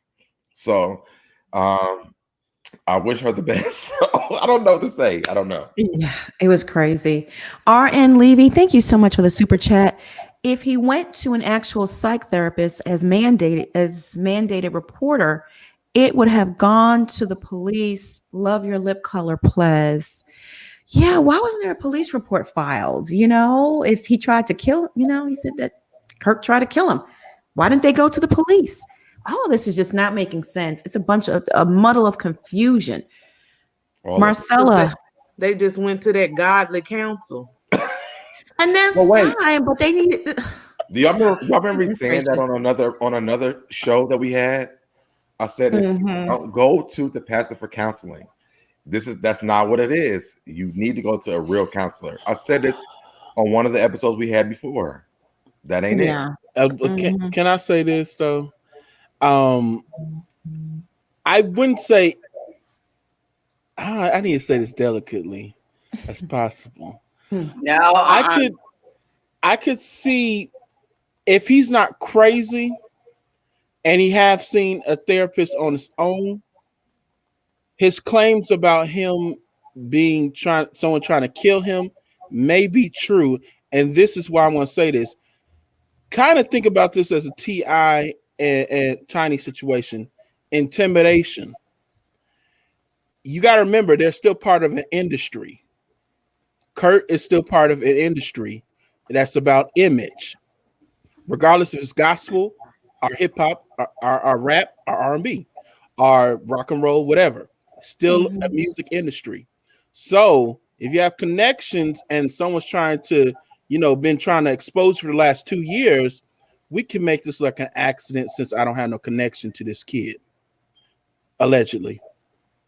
Can I ask a quick question though? When you guys listen to that, like, did y'all really get anything out of that at all? No, Imagine, not much. She was crazy. Marcelo, what were your thoughts? Imagine being your parent being a pastor like that, like your whole life having that. That's what it's like. What were your thoughts? Because I know you have a lot to say, Marcella. Jesus, pastoring is not her calling, okay? And then I want to jump on the black dress, the nervousness. She said, that lady asked her, how did you know about this? She said, Kirk called me and talked to me. She dissociated herself away from Kirk's family. She said, I don't know what's going to happen with Kirk and his family, but my son. And then she also said that, why wasn't there a police report? If they cut off the money from my son, he still should respect my son. She didn't say it in that exact verbiage, but you know what she said? Well, I'm not going to get in trouble because Kirk talked to me. No, Kirk called her and said, you better get that kid straight. I'm not going to give you no money. And I believe she's Pentecostal, and they don't believe in like going outside to a therapist. They probably have had ministers talk to them, you know, other people talk to him. And guess what? He is telling his dad, you know, you cut me off. You didn't treat me right. Mom, you sent me up there. That lady was talking like she was scared. And when she opened Proverbs 31, y'all, she wanted to go all through the verses. She was like, don't forget 1 through 9. Don't forget 1. That had nothing to do with this. She was trying to say, I don't know what's going to happen with Kirk and their family. Y'all go back and listen to it.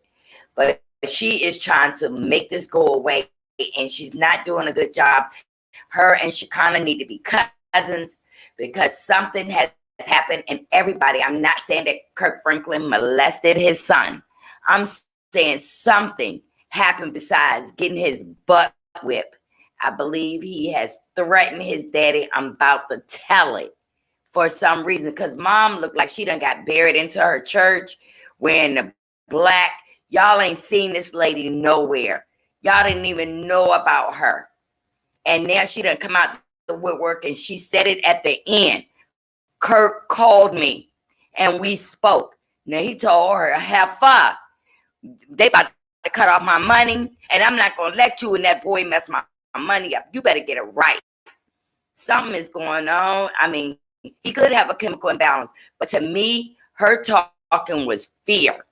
She needs to get this in line, but you know what? She's not willing to get in trouble for Kirk Franklin or his family. Telling you now. And that is the Shady Report. Y'all hit those likes and make it rain. Hit the like button, y'all. Monica, I just want to, for some reason, like this is really bothering me, people talking about godly counsel. I'm not saying going to your pastor is not okay for some things.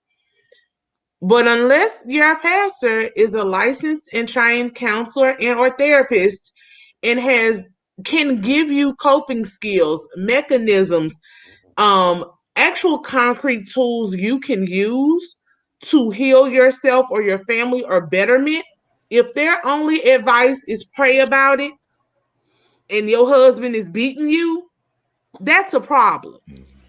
And as someone who was born and raised in the Deep South, who has seen my share of godly counsel, which led to grandma and granddaddy staying together, even though granddaddy whooping the brakes off of grandmama or cheating on grandmama, because half of the pastors was cheating on their wives too. So of course their godly counsel was to tell the woman, oh, you know, he just doing what a man do. You just pray about him and God's gonna change his heart one day. Yeah, when he's 60 and it don't work no more. That's the only thing that changed his heart. So that's so sad. Don't get wrapped up into this whole like, oh I only go to my pastor or anything out. Like there are churches that, like Marcella said, will teach you that anything outside of the church is wrong. That's why, you know, I don't know enough about what people were saying earlier about Iyanla, but as Debonair said, if you look just at what we see on TV, her therapy and what she brings people through is what therapy looks like. It's what you have to do to heal. You cannot confront your problems, your issues, your traumas if you do not address them. That's why they're family secrets and generational curses, because people just keep sweeping this crap under the rug and praying and thinking that that's just going to pray it away. It does not work. You pass it on to your children and the future generations, either consciously or subconsciously. Right. And that's a good point. And also keep in mind, the people in the church are people. They're in the flesh. They're sinners. Thank you. And a lot of times these pastors or religious leaders and elders in the church are sinning themselves. So they're not giving you the right advice. They don't have clinical training. So yeah, seek spiritual advice, but also get clinical advice. Go to a therapist, a psychologist. Get the help, file a police report if needed. Get the help you need.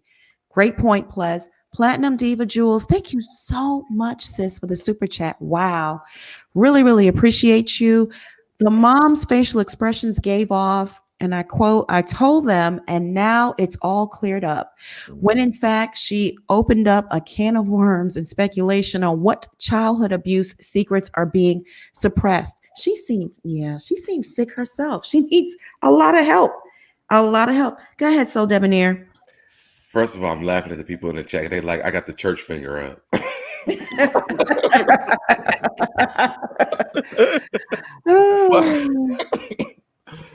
But this is like, I think I forgot what I was going to say now at this point. But that was funny. What was I going to say? I forgot. Well, let me say this. It was something that Les said, though. I forgot what it was now. The church therapy. That's what it was. That's what it was. Don't blame anybody on this panel about church therapy but me. I'm the one who I've brought this up multiple times on this channel, and I believe in that. You guys can believe what you want to believe, but I just don't feel like church therapy is great at all. And this is speaking from a person who has been through a lot of therapy. I've been through church therapy. I've been through real therapy. I've been through a lot. So I'm saying that from my personal experiences, because church they'll be like, well, pray about it. God's gonna give you the answer. But therapy gives you the work to do for yourself.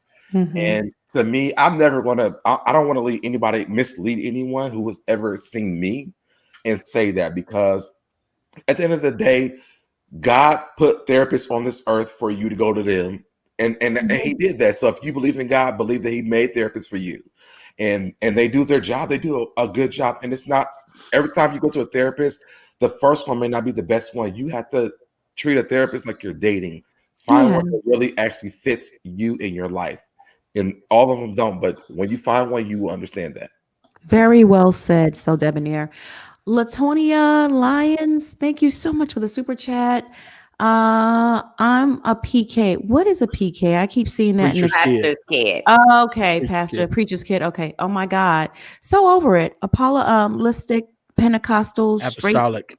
Okay. Pentecostal straight brainwashing. Hashtag can't pray it away. I'm free now. Okay. Thank God. And let me say this. Okay. I don't even. Oh, my bad. You got to read some more. No, that's okay. Go ahead. I'm a PK as well as So Debonair. Growing up, my dad was an elder. My mom was a missionary. And that's one thing about it is true, that you cannot go to, them for real life situational stuff. Spiritual things, yes, but as far as it going to where it is mental and it's getting to a point to where it's out of hand, you have to go to a professional, and a person that is responsible. They will tell you that, because even the preachers I grew up around, they'll tell you need to go see somebody about that. Now this is a bit much. So I grew up around functional church people. Now I can't speak for a lot of other people, because I heard around some foolishness from my other Christian friends, and I've heard some stuff like, "Whoa, what's kind of stuff y'all teaching?" And they're like, "Well, you're where you come from is very rare," and I didn't know that for the longest, because I thought it was just something normal. They're like, "No," and most of my people that come from the South, so even going to South every summer, I'm like, "Dang, this is some crazy stuff. Like, what's really going on?" And the kids didn't know nothing about it because we couldn't know. But there was certain kids that was privy to it, like the ones that's related to certain people, so they would hear certain things. So this is bigger than the church thing. This is actually a Black community thing, and that's why it's called the religion of being Black. It's not really just Christianity or whatever spiritual system is. It's actually a what is it called? A learned thing. It's not really so much the religious part is the problem. It's the pathology behind everything we do. Can I say this? Vanessa, I just need to get this out real quick, please. Vanessa Camgate, thank you so much for the super chat. Ayana said she was a high priestess. The Yoruba religion is demonic, period. Look it up, then get back to me. Trust me, I know too. My grandmother was in it. I know, I seen it firsthand. She didn't use it for, I don't know if they use it for other good things, but my belated grandmother didn't use it for anything good. Nothing at all. She would work spells on people. I'm telling you, she was scary. I'm very, very, very scary lady. She really was. Marcella, you were going to say something. Yes, I just want to reveal that I'm not a PK, but I was a AP. I was an abused kid. AK, my mother used to be a part of the Pentecostal church where, she could, every time she would beat me with the extension cord or try to drown me in the bathtub, she would tell me that God don't want me to do things and spare the rod, spoil the child. And believe me, y'all, because I was so driven, I left home at 15 years old, y'all. And I never went back to my mother's house from 15. My mother let me sign myself out of school, but that's not what it's about. What I'm saying is, I don't know what's going on there in Georgia, but there's some things going on over there in Georgia with all these pastors, these musicians, and Kirk Franklin is counting on that. His musician skills were drowned out there trying to make this boy look crazy.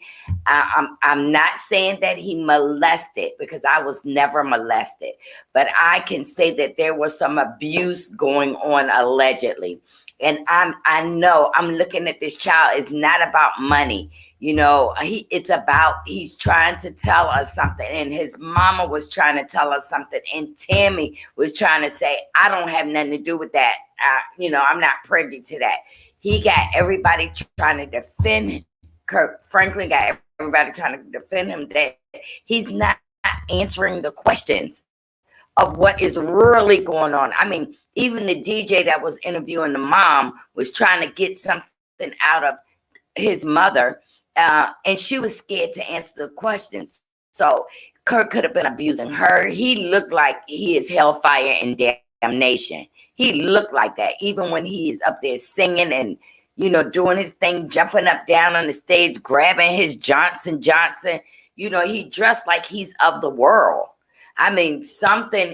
Listen, I'm not saying everybody in the chat that Kirk Franklin has did something to father. I'm saying Kirk Franklin has did something that has affected this man. And I'm telling you right now, my mother don't live too far from me. And my mother, when I tried to talk to her about it, you know what she did? She did not want to talk about it. She was like, girl, I just didn't know no better. But the thing she did to me, that's why I do what I do, to change people's lives, children's lives, because I was one of those kids that, y'all, I got burned with the little clicker thing on my phone. And I'm so sorry. You, nobody would believe me. You know why? Because my mother gave good offering, and she would speak in tongues and run all around the church, and nobody would believe me until my high school guidance counselor.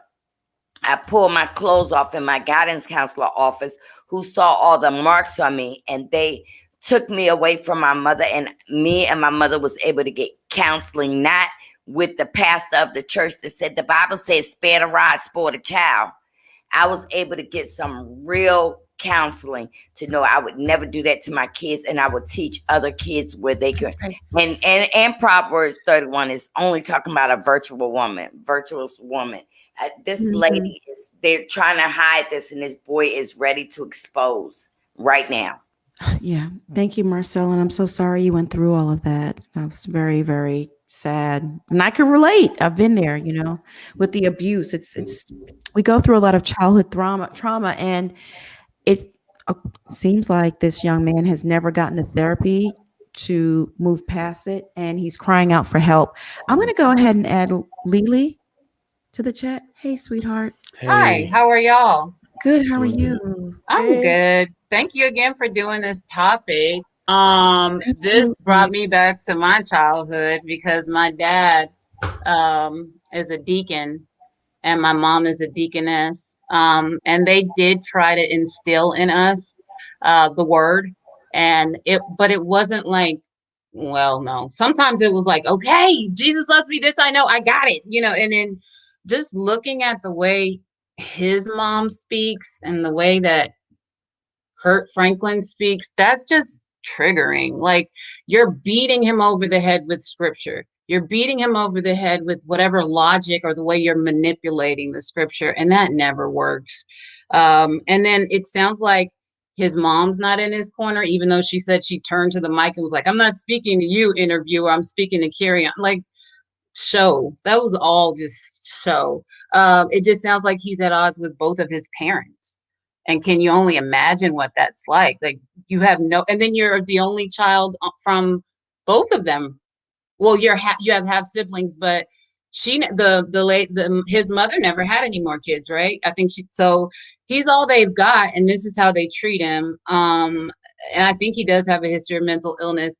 I thought Ples was an excellent point about saying bipolar, but what about manic depressed? Because she went from like really chill and then and it wasn't like the spirit rose up in her. There was no disclaimer. Like, she got full-fledged upset, and it was like, why is she yelling? Like, I literally, when the chat was like, whoa, she turned it up.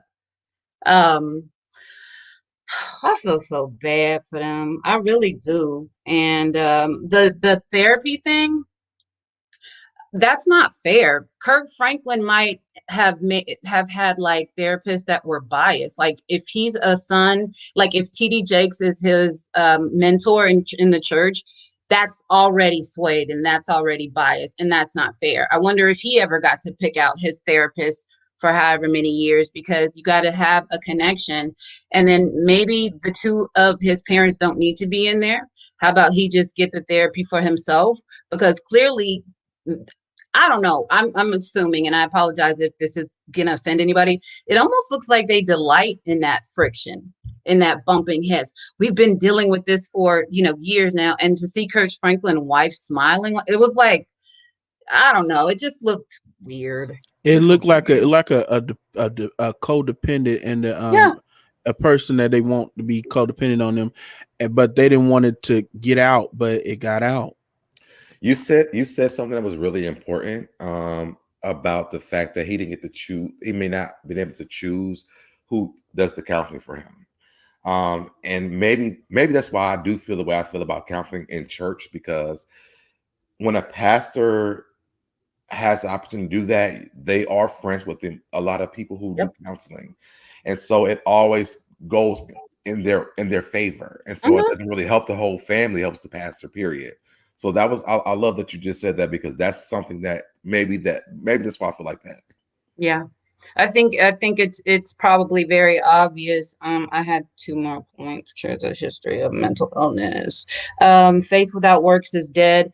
And then it just seems like maybe he's held to a higher standard because he is outside of those 2 other kids that him and Mrs. Kirk Franklin's wife have. It's just tough being on the outside. I'm not an outside child, but I have friends that are, and it's just tough. And you just never know. And I don't like how he used snippets of the recording.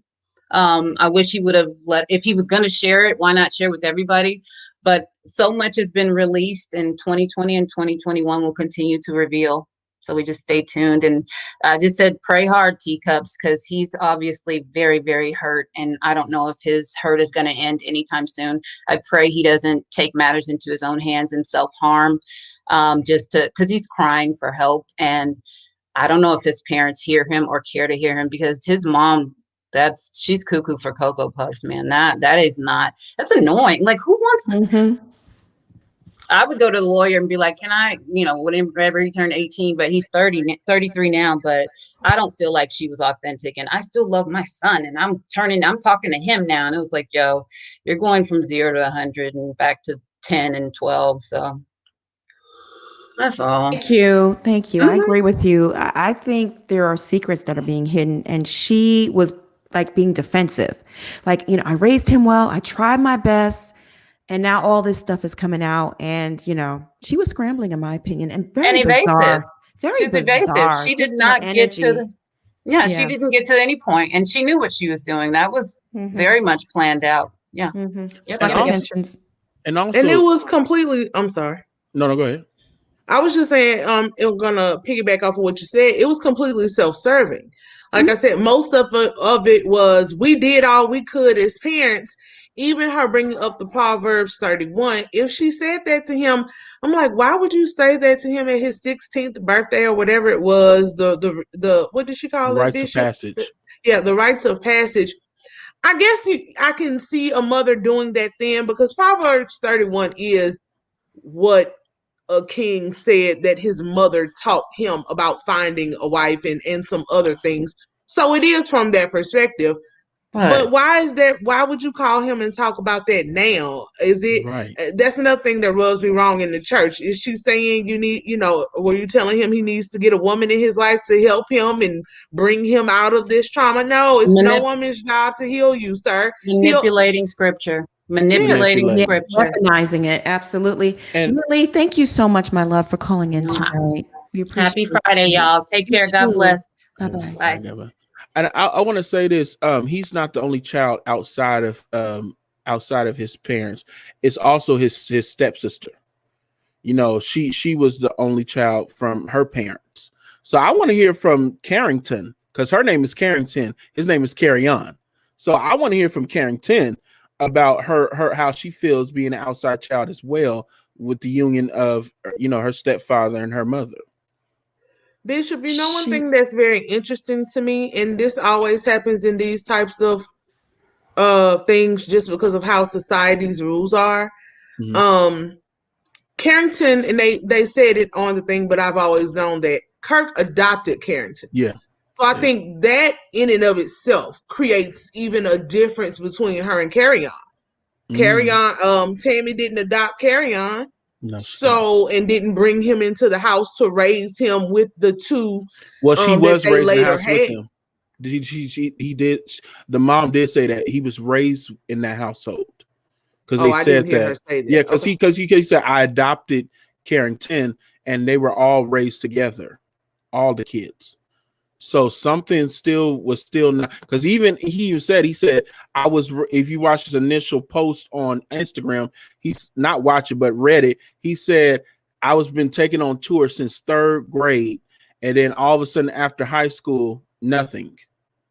So it's almost like I guess I didn't read from that he was actually in the house. I thought, weekends or whenever he's out of school, he can come over. But I didn't think the mom had allowed him to go move in with Kirk. Yeah. Oh, what happened to Miss Bernice? I don't know. I'm gonna bring her back in. But beautifully animated. Thank you so much for the super chat. She says, at Marcella, all my love and hugs to you, sis. I dealt with mental and emotional abuse from my parents. My dad didn't know any better. My mom has no answers. The worst person to hurt you is your parent. I love you. Yeah. I love you, Marcella, too. Oh, gosh. Oh, you muted. Oh, I went to a real therapist, and that's how I got the help. And I got the help from not the church. After social service got involved, I started going to a real therapist, and it took years to work that out of me. And today I don't go to church because of that, but I do read the word. I do read the Bible. It's just I cannot go back because they protected my mom. That's hard. I wish I could hug you right now. I know. Send you a virtual hug. Yeah. Present up real quick. Yo, Marcella, I so appreciate you for telling this. I think that when people watch this show, y'all don't realize how much we are family on this channel. And it just hurt my heart so much to hear that from you, Marcella. I'll send a super chat for you, because I'm just He did. Marcella, I mean, any of y'all, I don't want to hear bad stuff like that from you guys. So it just hurt my heart, but I love you so much, Marcella. And I just so appreciate you. I know. She is such a beautiful person, really and truly just an amazing person. Now I'm going to start tearing up, and I don't want to do that. That's why I say I'm free, y'all. I'm free, and I'm happy. And that's why I won't let nobody tear me down, because nobody knew what was going on behind closed doors. But it was one white teacher who saved me, and I have been free ever since. And I'm going to just I'm going to share my story. I'm going to help people. And that's why I do what I do as a job. And I do it to tell these kids, just because it's happened to you, it can change. Mm-hmm. I mean, everybody was looking at my clothes. Why would you tell her about your mom? You dress nice, y'all live nice, but you don't know. Yeah. My house was horror. And Ooh. now I don't have to live like that no more. It's And so I'm sad free. in Black families, though. You bring up abuse. I literally would walk around. I'd be 9 with a black eye, okay, and go to my grandmother's house, and they would look at me with those faces like, "We know how you got it, but we can't say nothing," because my mother was crazy. And back then, they just called her a hothead. She was crazy, but no, she probably was bipolar and needed some medication. But they just said, "Oh, she crazy. She's just a crazy one." And if you start talking about things in your childhood as a child, why would you talk about your mother like that or your father? They have such a nice home and they take care of you. Why would you? That's how Black families are and Black people. It's just sad. Mm-hmm. It really is. And you know, Hispanic families too. And you know the sickness of Black people as well is so scary, because I'll be so nervous to say that I didn't go through that, and people like, well, what's your story? Like, tell your story. I'm not. I don't have that kind of story. And you know what some Black people do? They're like you haven't been through nothing. I'm like, oh, that's not true. Are you trying to say that I had to go through that? I'm like, I shouldn't feel bad for how I was raised, because my friend had told me that, because she went through a lot of stuff with her mother too, and I said I don't even want to talk about it, because I don't want to make you feel a certain way. And she was like, you know, that's something wrong with you when you feel like that. And I was like, well, what do you mean?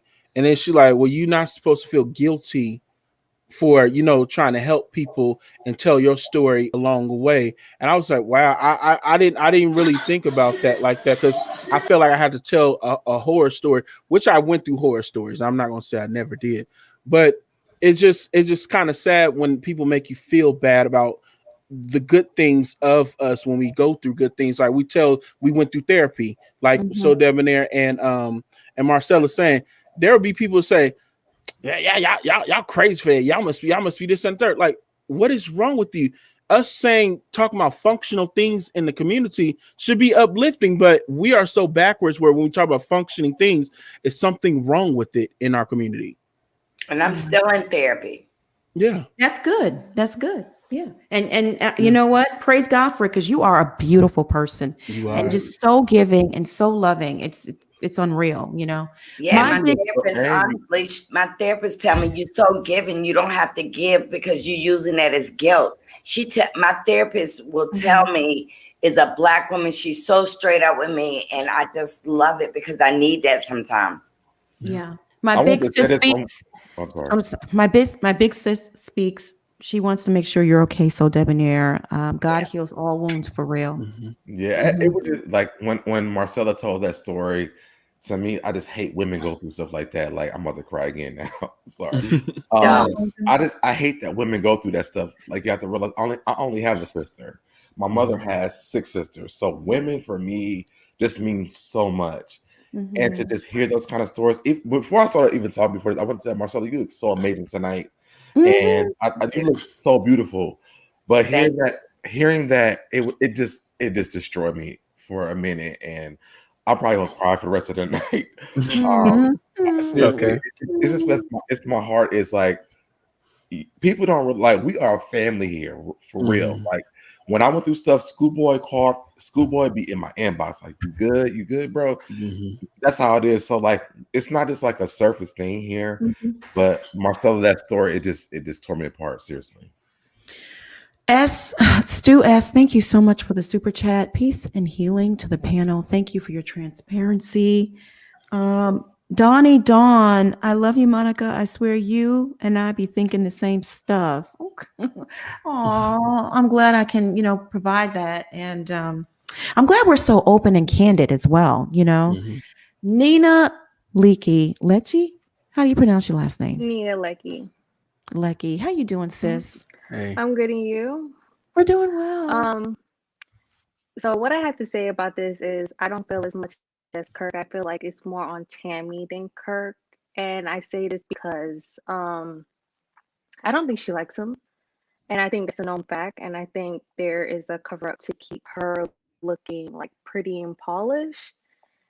And because why would your son say something about, oh, he wants to kill me? I think there's something that happened with Tammy, and Tammy told Kirk, like, you need to figure this out with him or else he can't stay here.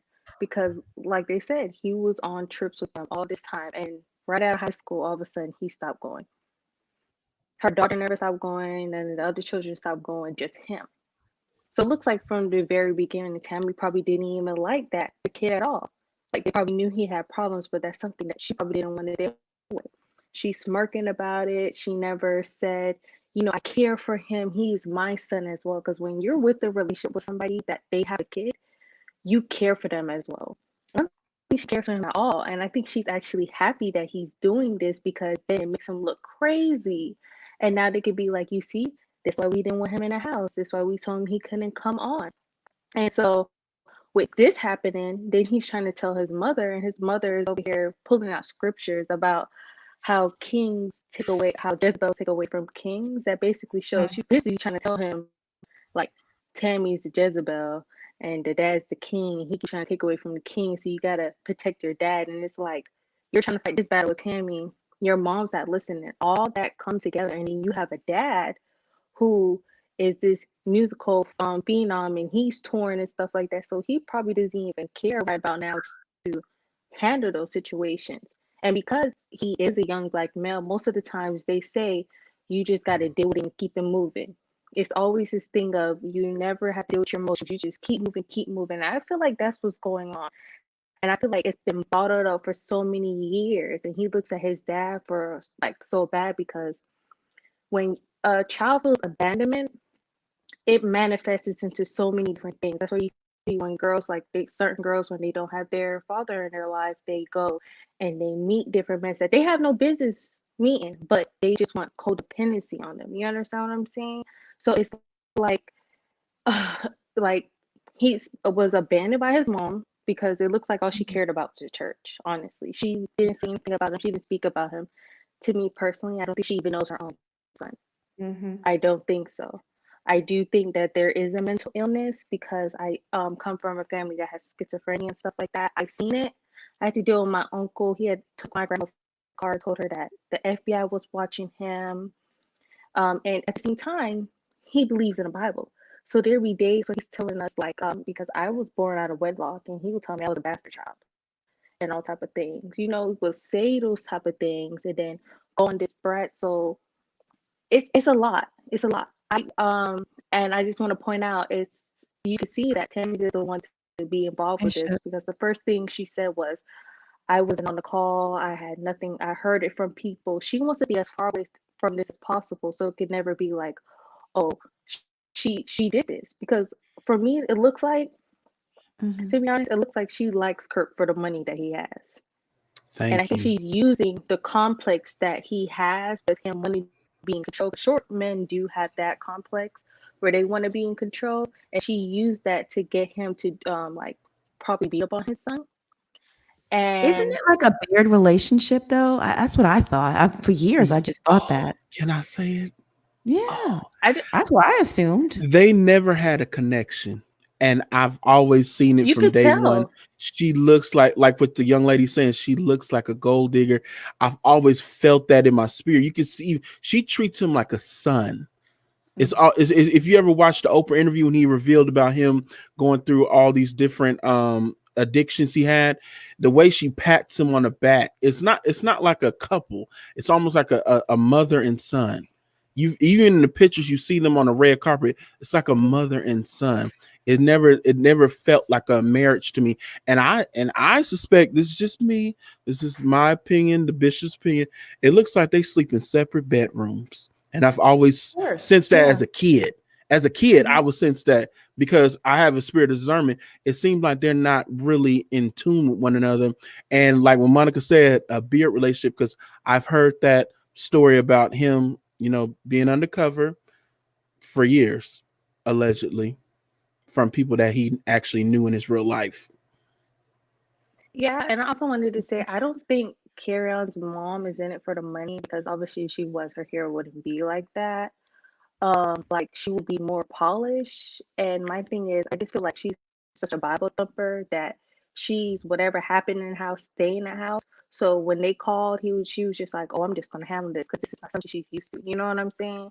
So I just feel like they're still trying to parent a 33-year-old man, and it's not trying to parent him; it's trying to control him. And I feel like he's to the point. I don't want to be controlled. I don't want to hear the Bible.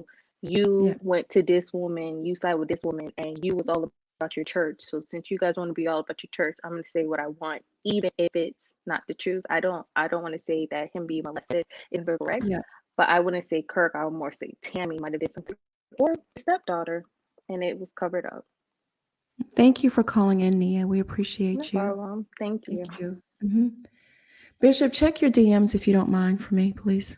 I just DM'd you something. Anthony Lester, thank you so much for the super chat. Marcella and So Debonair, there is beauty after the ashes. Because of the test, you have a testimony far greater than any So Bible thumper. Much love to you all. Mental health is important. Very much so. Hugs and kisses to you and anyone in the chat, any of the teacups that have gone through childhood trauma or current trauma. I mean, if you're being abused currently by a family member, by a spouse, hugs and kisses to you. And I hope you get the help and get out of it. You know, you have a choice. You do have a choice. Cindy, thank you so much for the super chat. Peace and blessings to the panel. I miss Schoolboy, but I wish her a very happy birthday. I just try to bring the mood up a bit. Thank you. We appreciate that. We do. We really do. Latonia Lyons, thank you so much for the super chat. Marcella, I see you. Thank you so much. I'm 47 in therapy, still a bit of introvert, but you all give me life. Thanks so much. You're welcome, my love. D Not Nice, thank you for the super chat. I don't think his stepmother or sister ever liked him either. His wife's body language was off, and his stepsister was online calling him a crackhead. She really was. Yeah. I didn't play it because it was just too. Wow. He's a victim, allegedly. So out of respect for him being an alleged victim, I didn't play it. Opal, do you want to come on? Hi, Opal. Yeah. Hey. Hey. Now, do you have this open in another window or the TV on like the last time? We can hear you, but do you have a TV on or this like a phone or is it open in another?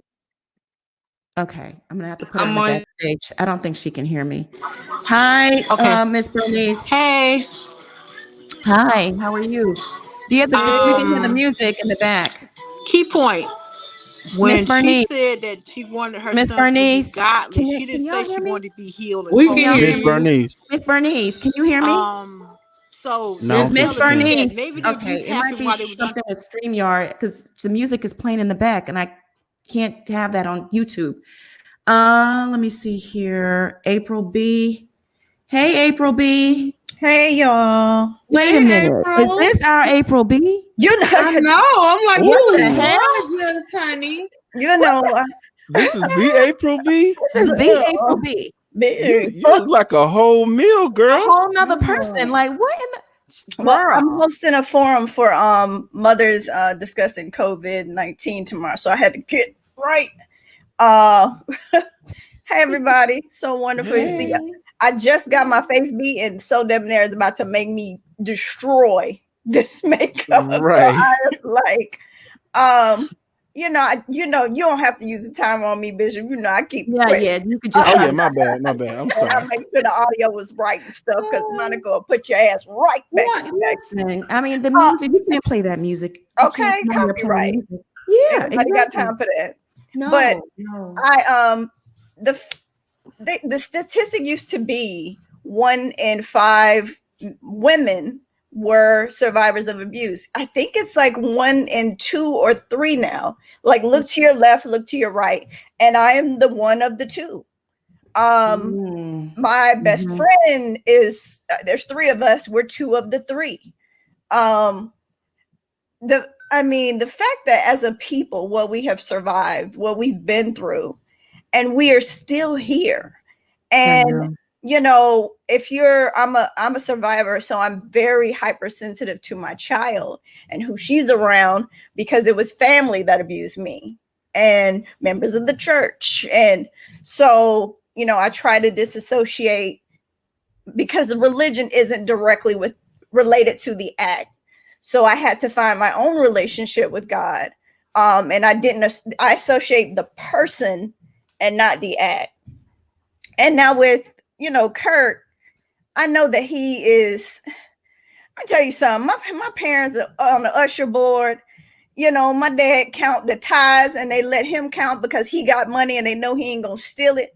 But I have never, now my grandma used to cuss with the best of them, but I've never been cursed at like that from someone who is sanctified. And I think that's what caught people off guard. True, he is an adult, but I'm a grown ass tax-paying woman, and I couldn't imagine if my mother said she was gonna break my mother.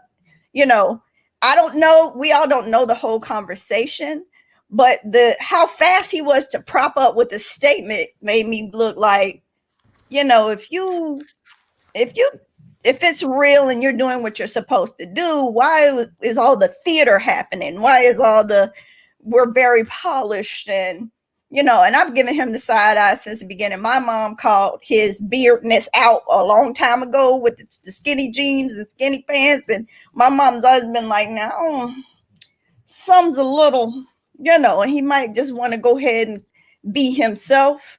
And, you know, there's quite a bit of choir directors, we all know, members of the church who are repressing who they truly are, not realizing that we would still love them and accept them. I know I would, and I do.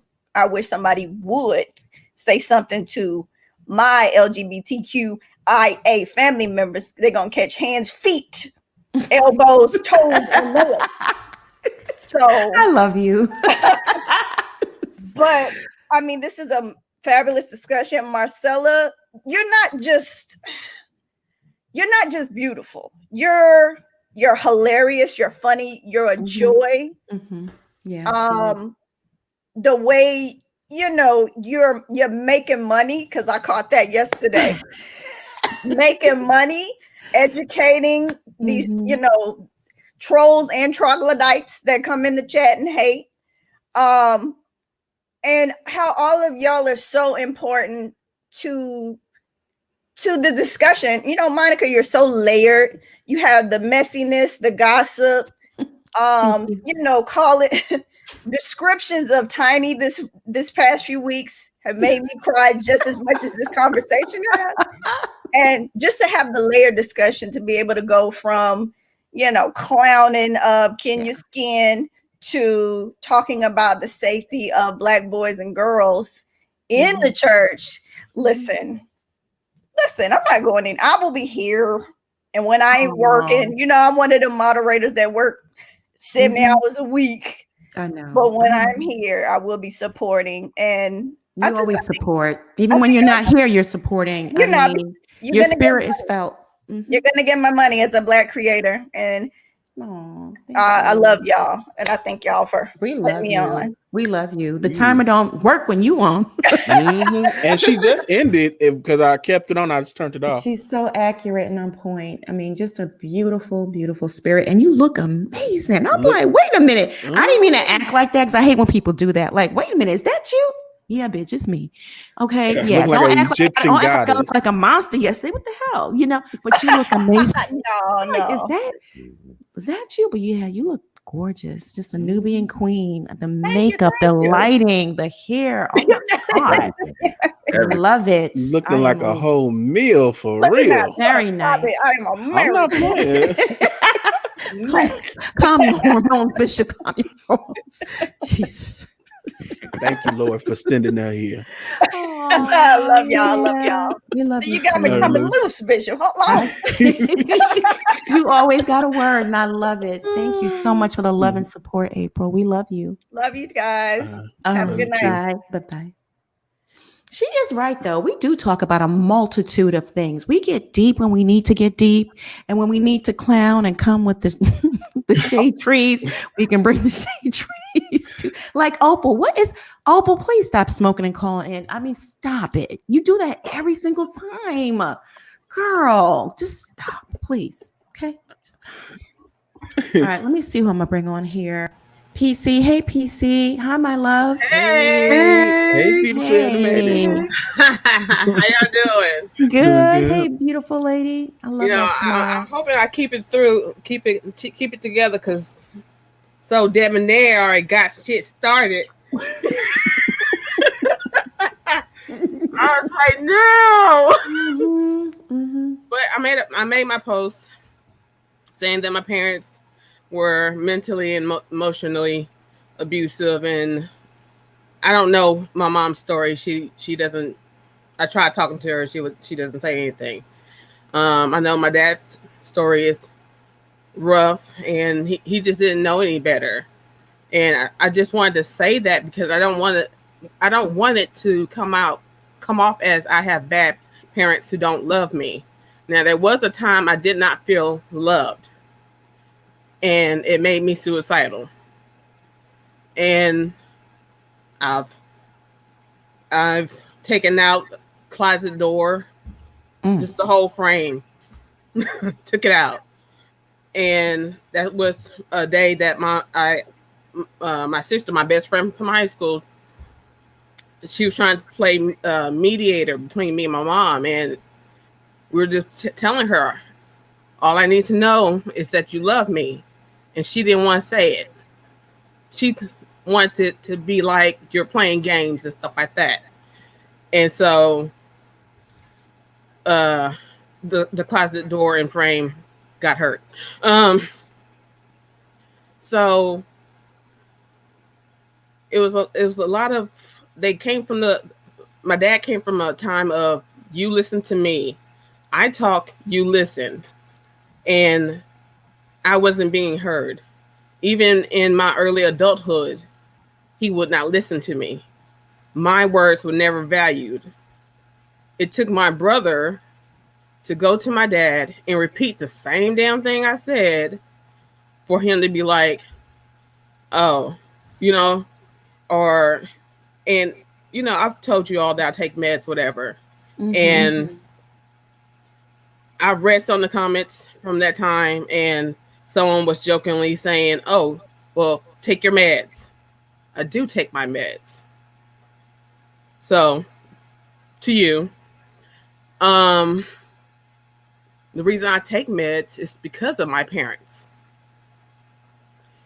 And I love my parents, but there is a level of unforgiveness that I have for my parents to push me that far. I will always love them, but I can never forgive them for that. So beautifully, can I say something to you? When I first started this, I was on medication as well.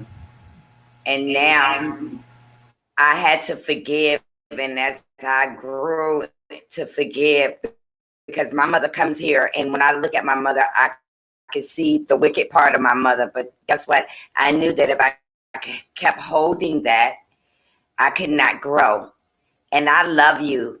I love you, and I know what you're saying, but until you forgive, you will never feel free. Keep taking your medicine until you feel like you don't need it no more. I just trusted my own instinct that forgiveness helped me get rid of my Klonopin. I was taking Klonopin, and I just stopped taking it because I wanted to feel free. I love you, and now I don't need anybody to validate to say they love me, because I love myself. Now that I'm grown,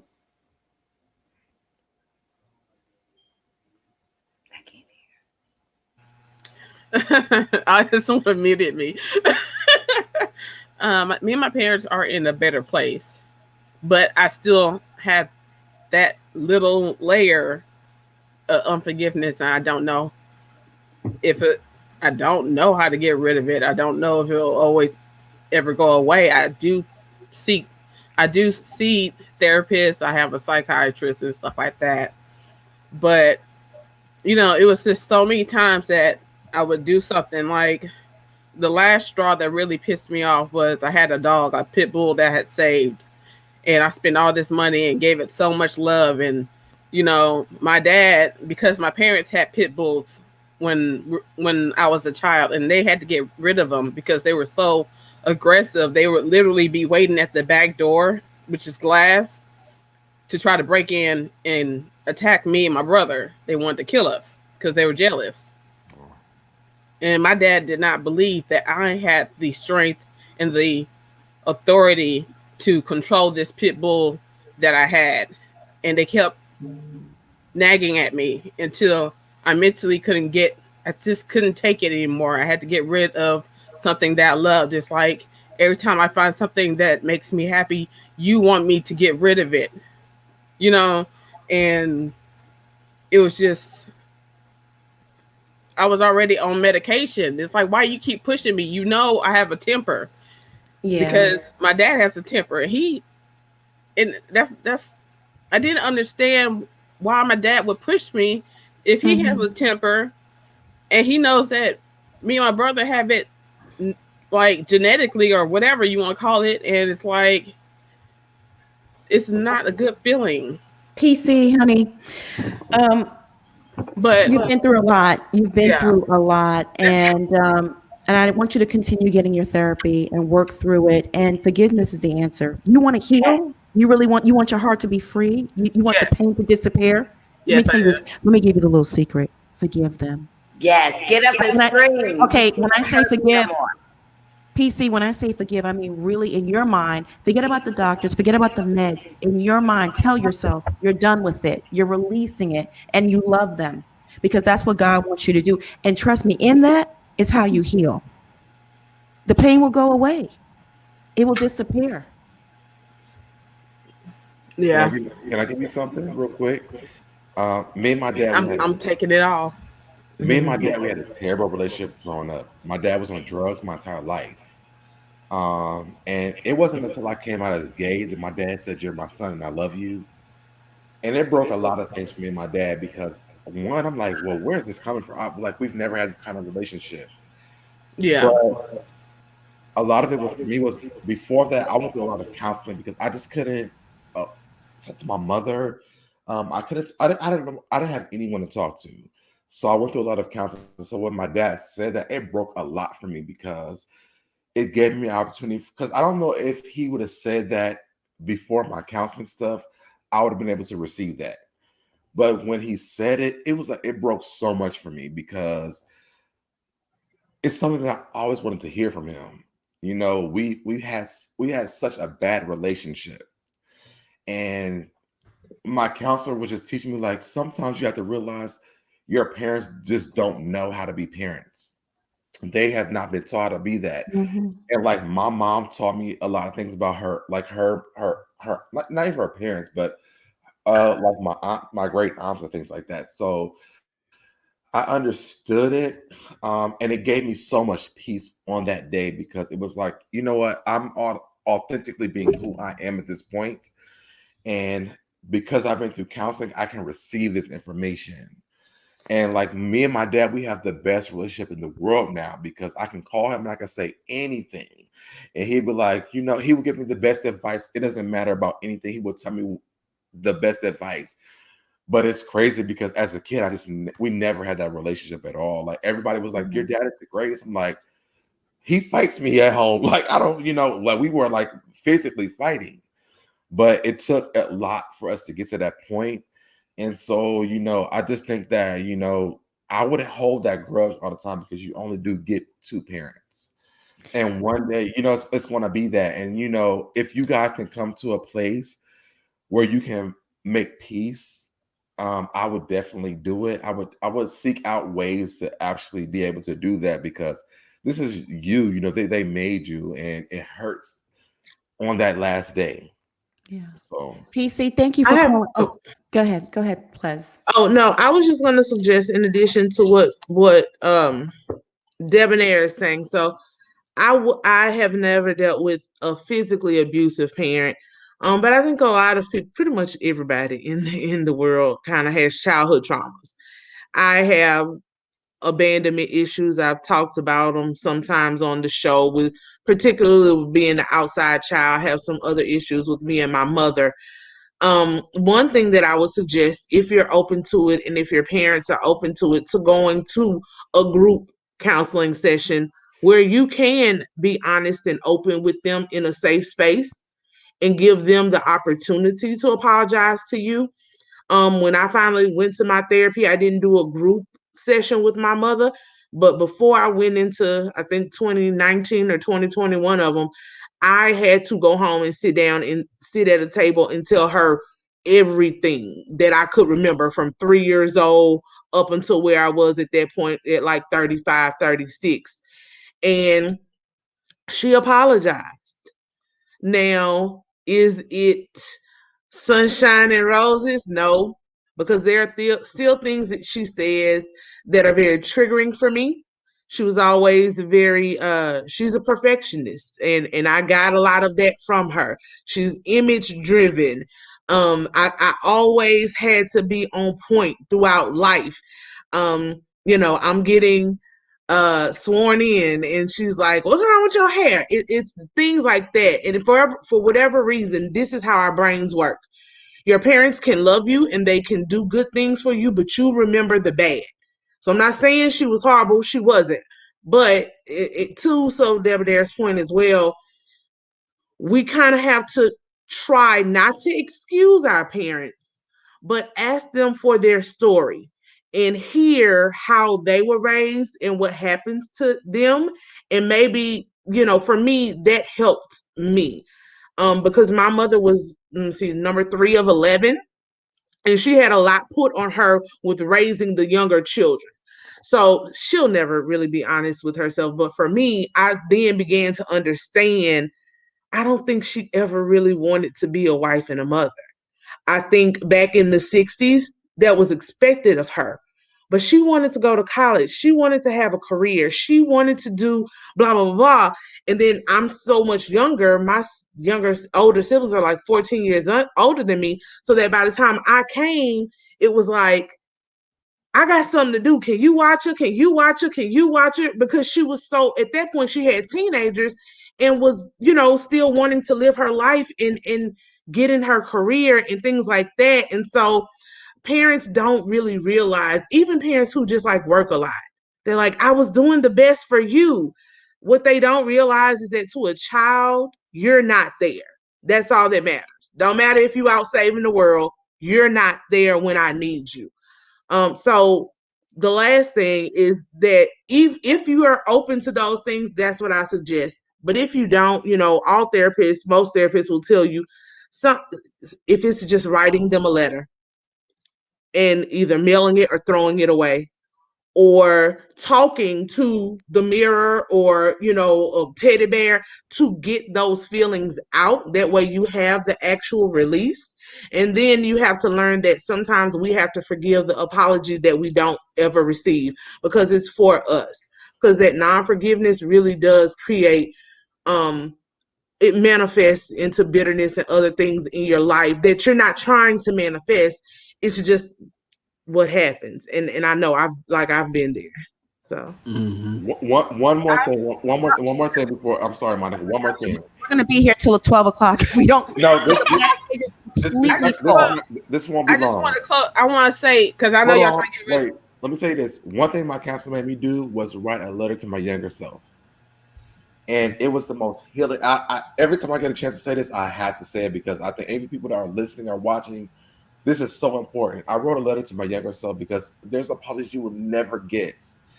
But that letter to your younger self will give you so much healing because you're giving yourself an apology that you're never going to get from other people, but you have to apologize to yourself. And so I just wanted to say that if just think about it, but that letter to your younger self is very powerful. That's all I want to say. I'm sorry. Well, I just want to close out with this for myself. I have spoken with my parents. I've been very upfront with my parents because I did find my voice, and I was, I made them listen to me, and I did. My dad did apologize to me. He said he didn't know any better. He explained things to me. It's just my mom who has it, but she still apologized. She's like, I don't know what I'm apologizing for, but I apologize So it's just that one last notch that I need to get through. And you all have given me sound advice, and I've taken it to heart. And really, I feel like I can breathe right now. So, yes, I love you all, and thank you. Thank you, PC. Have a good evening. Much love. Bye. All right, I'm going to bring Uncle Charles on. Hey, Uncle Charles. Press the like button. Press the like button. Hey, what's up? What's up? Not much. What's going on, y'all? I'm pretty good. Look, let me tell y'all something. I heard these stories on here tonight. Man, I love every one of y'all. That brother, please don't cry, bro. I love you too, man. I don't know his name. I can't see it on the screen, but man, I love you, man. You know, I understand. You know, my dad used to whoop me so many times. I thought he was enjoying it. So he didn't apologize to me until he had a stroke. And I said, Daddy, you don't have to tell me you love me now. How come you didn't tell me you love me then? You know, he said, son, all I was trying to do is raise you the best way I could. I said, but Daddy, he said, how come you never come to me and ask me for what you want? I said, Daddy, I watched you kill a squirrel in the backyard. And his legs was up in the air, and y'all seen you tell Chad hands. I don't think I needed to ask you for nothing. You scared me too much. My daddy was a hard-working man, but he was a powerful, strong man. You know, this thing with Kirk Franklin, his son say he's trying to kill me. Now, something ain't right with that, y'all. I believe what the young man is saying. Why would he say his daddy's trying to kill him? I know a lot of people say that. Martin said they trying to kill me too. And he was out there in the middle of that road with a gun in his hand, and he almost died with a stroke. Why do people keep saying they're trying to kill me? I don't know what that is, and I don't want to get involved in it. But I can say this, is that parents have to set the tone in the home.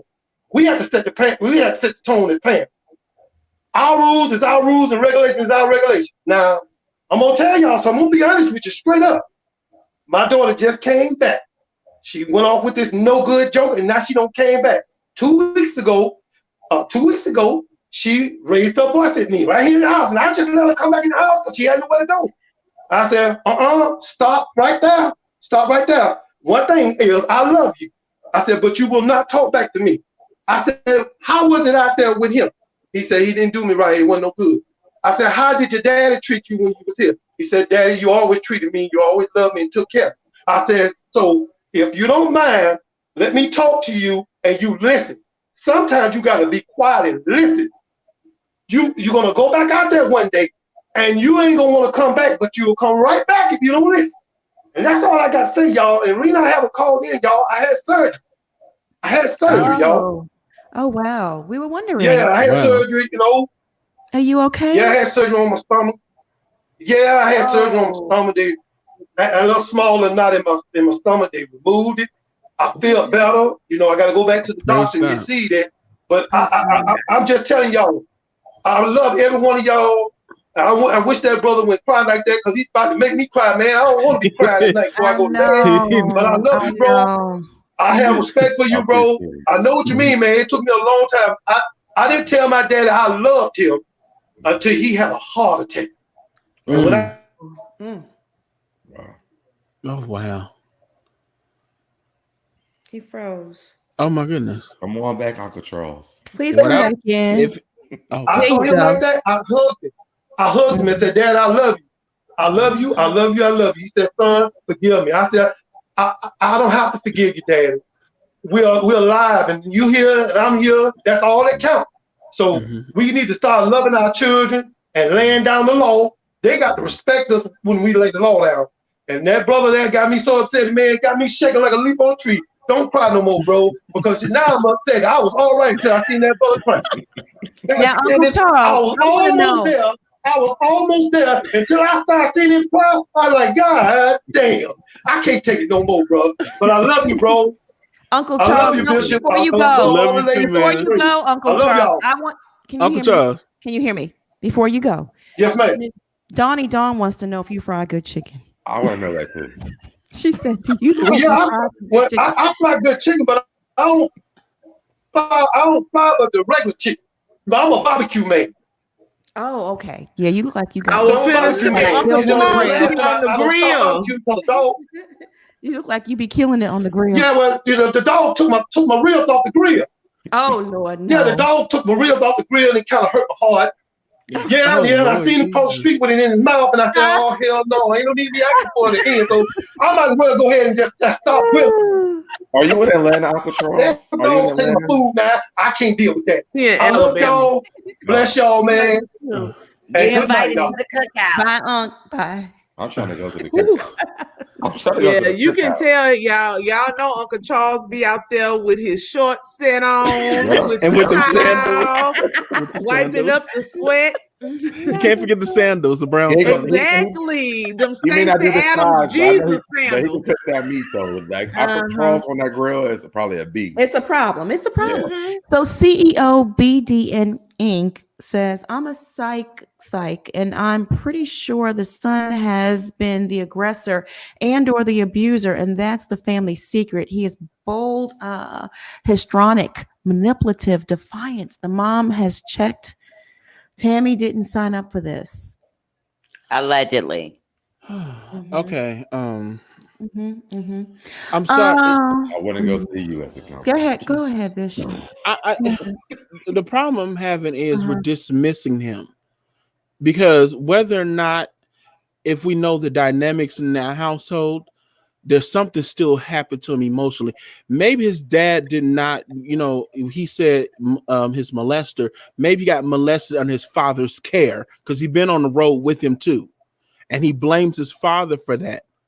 We don't know the dynamics because sometimes people could say in a certain ways like, don't play my molester. It probably associated with it. So something happened to him, and we got to stop, discrediting men when something happened to them. That's one thing I don't like. We can laugh and joke when it's happening to men, but sometimes, we got to take that same energy, how we believe women, believe a man too, because men go through this too. And there's no studies on us, which is so sad because I could talk to a group of my friends. I guarantee you it will be mostly all of us will raise our hands. Something happened to us under the care, but we take abuse differently because you're a man. You're supposed to take it. Show them you ain't no punk. Do all you can. Even Kirk Franklin said in this song, he said it. He said, do not cry, because they told him do not cry as a boy. And the man was crying when he was saying that part in the song. And I'm like, we gotta look at our whole community. All of us has been mistreated, and it's keep going and going and going. And if we don't stop it, it's gonna keep going into the next generation. This is why I don't discount women when they tell me stuff, because I understand there things happen to women. And also I speak to women on my channel to tell them, don't discount your little boys, because your little boy's going to be young men like Kerrion. And something happened to him. If something happened to him, we really don't know, right? Yeah. But at the same time, you make an excellent point. Don't discount men, boys. Listen to them. Oh gosh, I really pray nothing happened to that boy. Oh, goodness gracious. Oh my goodness. Such an ugly world we live in, and you just never know, right? We just don't know what happens behind closed doors. CEO BDN, thank you for the super chat again. This would destroy Kirk's brand, his family, and jeopardize his freedom, depending on who his son abused. This thing is bigger than Nino Brown. I think she's saying that Kerrion abused someone. Is that what she's saying? It may be about that hat thing that we were talking about. Oh, that's right. That's right. Right. That's a good point. And I looked it up. That G is in that Monica, what would you say it was? It's in the Freemason symbol, but it's not the whole Freemason symbol. It is in there. It's part of it. Yeah, it is part of the Freemason symbol. And that's what it reminded me of. The style of that G reminds me of the Freemasons. That's what it is. And that's why I want to know them where up. he bought that hat from so I can look that up. It's all online. There's somebody sent me a bunch of links. It's all online.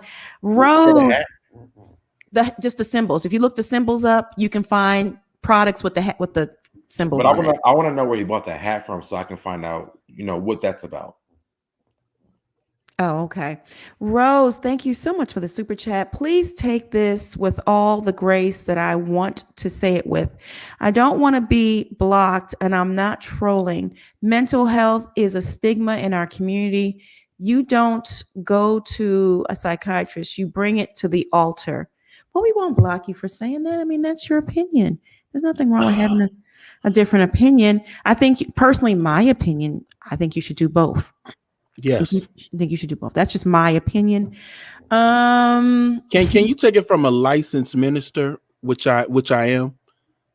Take that to the Lord, but also get external help. There's nothing wrong with getting your internal health together through the Spirit, but you also need to get your internal and external help from other people. Like the word says, we are helpers one to another.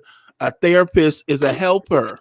It's help. It's an extension of what God is giving you on this earth, and they are professionals. So my church folks, please get help. Yeah. Say that. Please. Yeah. Rose in Canada, thank you again. It's scary to think that most of us have had similar story. I know it's a lot of trauma out there, and that's why when people react to you very aggressive, combative, messy too, there's a lot of people that bring me messy things. And I don't know what the psychology is behind it. But you also have to look at that too. When you have people in your life that constantly are negative about everything you do, something good happens and they have something negative to say, or they always want to gossip with you about what other people say about you. It's like, come on, what is your motive? Just, you got to pray for people too in this world. You really do. Because we've all gone through stuff. Bria, how you doing, sis? How you doing this evening? Hey, y'all. I was just coming in from work. I was listening on my way home. But, I work in a salon, so everybody always is talking about it. And I feel like sometimes the salon is like a strong, long arm from the church because there's so many different. I literally walk into the salon and there's church music half the day, and then the rest is some R. Kelly and some more stuff. But what kind of salon you work in?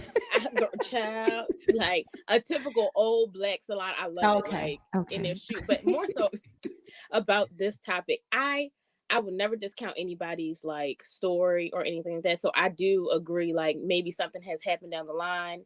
I do also think that he probably has gotten a little out of pocket with Kirk Franklin, and him being a grown man. It's like, sir, at some point, it's either we're going to stop talking or you just going to come see me so we can just scrap this out and move on with our lives. And I just really feel like that's the point of what Kurt was on that day. And that's why he's so apologetic, because it's like, I let this boy take me out my pocket. He over here recording, and we really don't know the dynamic. I honestly feel like they probably have had this combative dynamic for a very, very long time. The mom was just weird. I'm not even going to touch on that because I was just like, what is going on there? Like, ma'am. But more so than that, I just felt like, it gave me like to my own family situation. Like I lost my mother at 13. I never thought I would go through that. But the dynamic of my dad now raising 3 kids on his own was a different dynamic I've never seen before.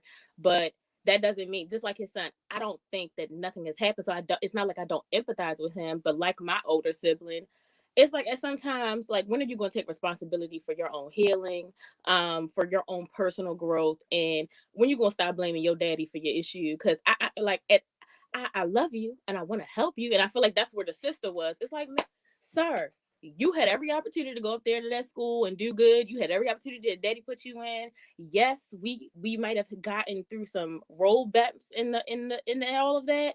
But I don't think Kirk Franklin ever was like, I'm just downright not helping you. Like, my dad has gotten to a point where it's like, I literally have given you every penny in my pocket. I can't keep doing it no more. It ain't working. Let me try something different. The answer is no. But also, like y'all said, the dynamic is different because he is from another woman and they have another nuclear family. So I've never been in that situation. So I don't know. But it was a visceral reaction when he was cussing at his dad, because And honestly, like what made me irritated with the son was more so when he was like kind of like chuckling, like, "Oh, is that a threat?" It's like, sir, why are you over here recording this man? Like, I just like, if you're gonna argue with Jaddy, argue with him in public. I mean, in private. But hey, we don't know what point he has gotten to make him go through that. I also want to end off with Marcella. I love you. You warm my heart because I just love, like, sometimes I'd be like, "Oh girl," but then other times I'll be like, "Oh girl." Right. I'm like, "No, Marcella, no." But then I'd be like, "Yes, girl, say that."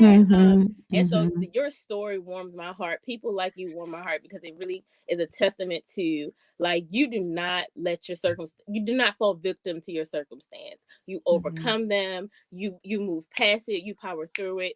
I just, excuses are not in your vocabulary. Like, people like that don't understand. So like when I think somebody on the panel said, like, know your parents' story. Like, my dad, he traveled a lot. So when he became a single father and he came home to kids who we know that's my dad, he doesn't know us, like the in and outs, like what I like to eat on a regular and all that other type of stuff. There's growing pains. So it's like to know his story, to know where he's come from, to know at 8 he left a situation that he was not happy with, and to know how he got to where he was. I had nothing but empathy and respect for the way his mind thinks. I don't always agree, but I love you, Marcella, to say that. So Debonair, I love you as well. You over here crying, got a thug crying and everything, but you can't, like you said, like, you have found your way to move past it, move forward. And even like everyone on the panel, like everyone said, like, we've all been through stuff. I just feel like I've always excuses of the tools of the incompetent. I can't keep, I gotta keep pushing. I gotta keep building. I can't keep holding on to that little girl at 13 who lost her mom, and that's gonna be my life story. And I'm gonna keep playing that little violin. I can't keep doing that. Like, and so I have to be better. And so people think, "Oh, you're so bright, you're so light." Oh, girl, like, well, Bishop, you ain't been through nothing. What, girl? Right. Sit down. Tell you about my story, girl. I love that. I love that. Because I love you don't that. know. Like, went to You don't school, wear your dropped pain in your out, face. got out of school, put my way back through school. Like, Wendy Osifo got a couple degrees or more, don't use none of them, and then went got a hair license and make a bunch of money and work for myself. So it's like, your story is not what. Come on, Bishop. Like, your story is not, like, your past is not your story. Do not fall victim to your circumstance. Keep pushing, keep moving, keep striving. Because, like, girl, we too cute for all that. Like, Okay, Bria, you're gonna make me cry. Can I I'm tell about to you, cry again. you are a friend in my head. Everything Yes, you you say is so on point. I be And now trying. to hear your story and how intelligent you are, sis.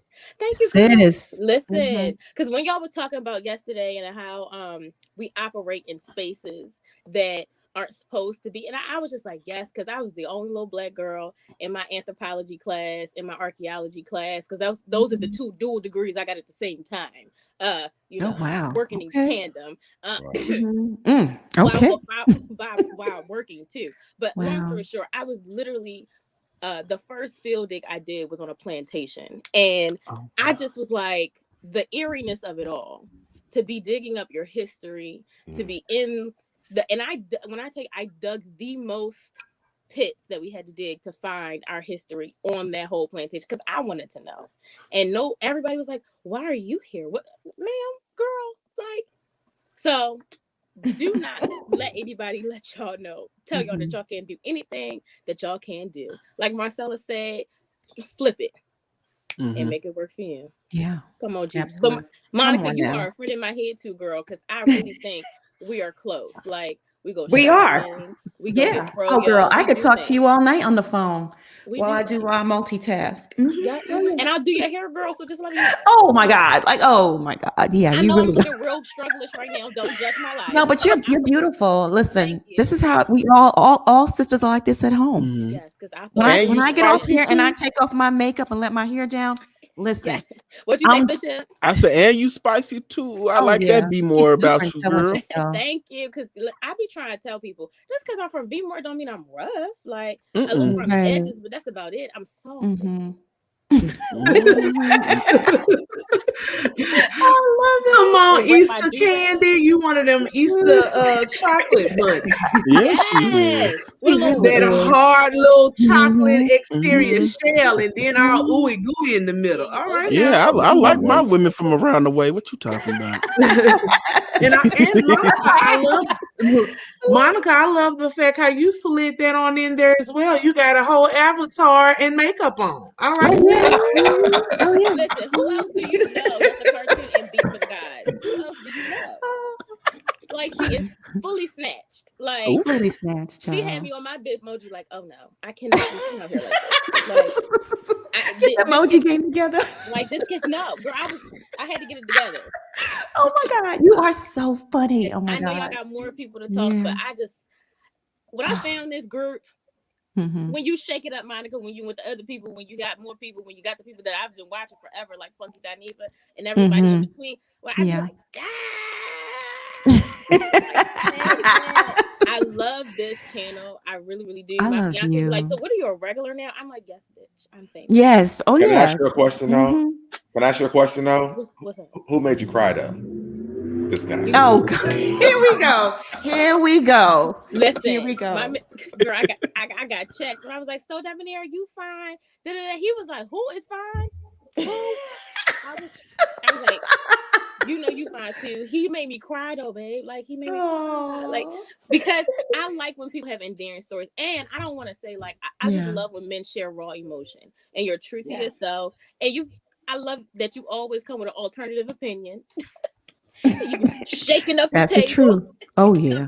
Coming to shake up the table. He sure does. My goodness. But for real, I'm a piece it out.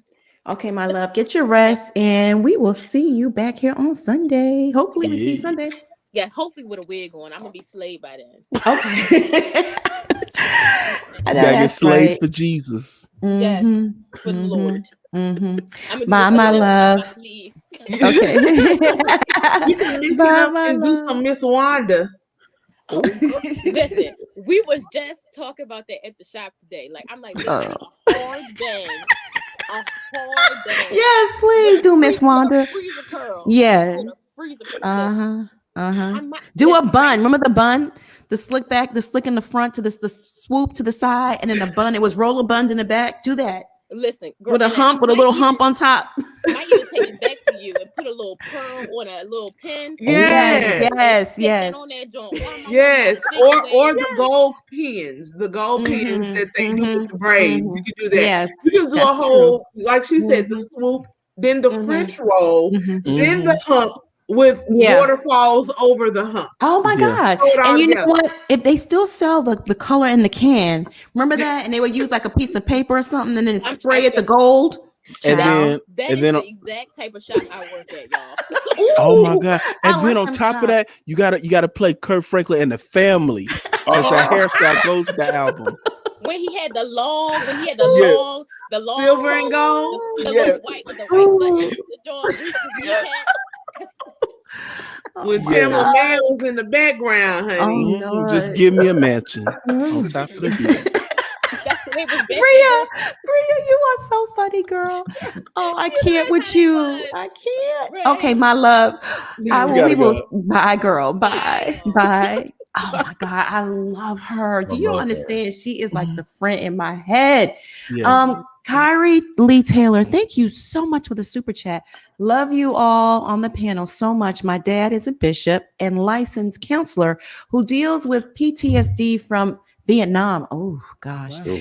He tells the congregation to pray over your mediation and take it in Jesus' name.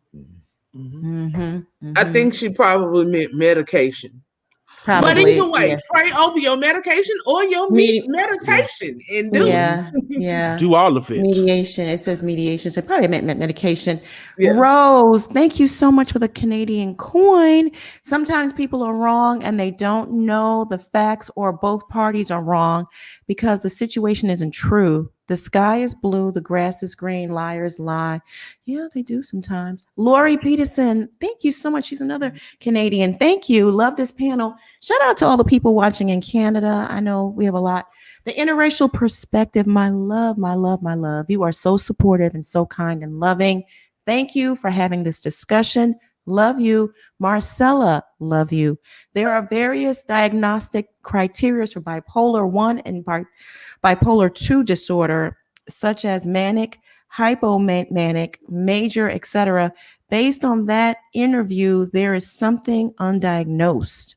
That woman crazy, right? What you mean? Something ain't right. Something is not right. Bill, really, thank you so much for the super sticker.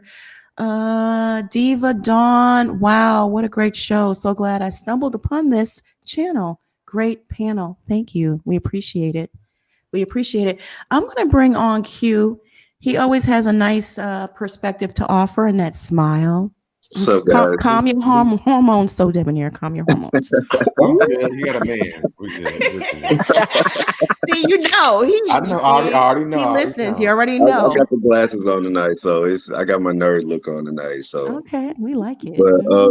But I kind of want to keep it pretty short. I kind of feel the same way the last caller did. Honestly, I feel like something did happen to him at some point, you know, during his childhood. I know, you know, that Southern church life is, you know, it's deep. You know, it runs very deep in the South. You know what I mean? It's just something that you just can't get out. And even if you're not even a church person, those types of values still will run deep in you. Like, you know, I'm a gay black male, and you know, a lot of values that I have still come from, you know, me going to, you know, Kojic churches, Christian, you know, all that crap, you know. And you from the Kojic church? Yeah, man. I am.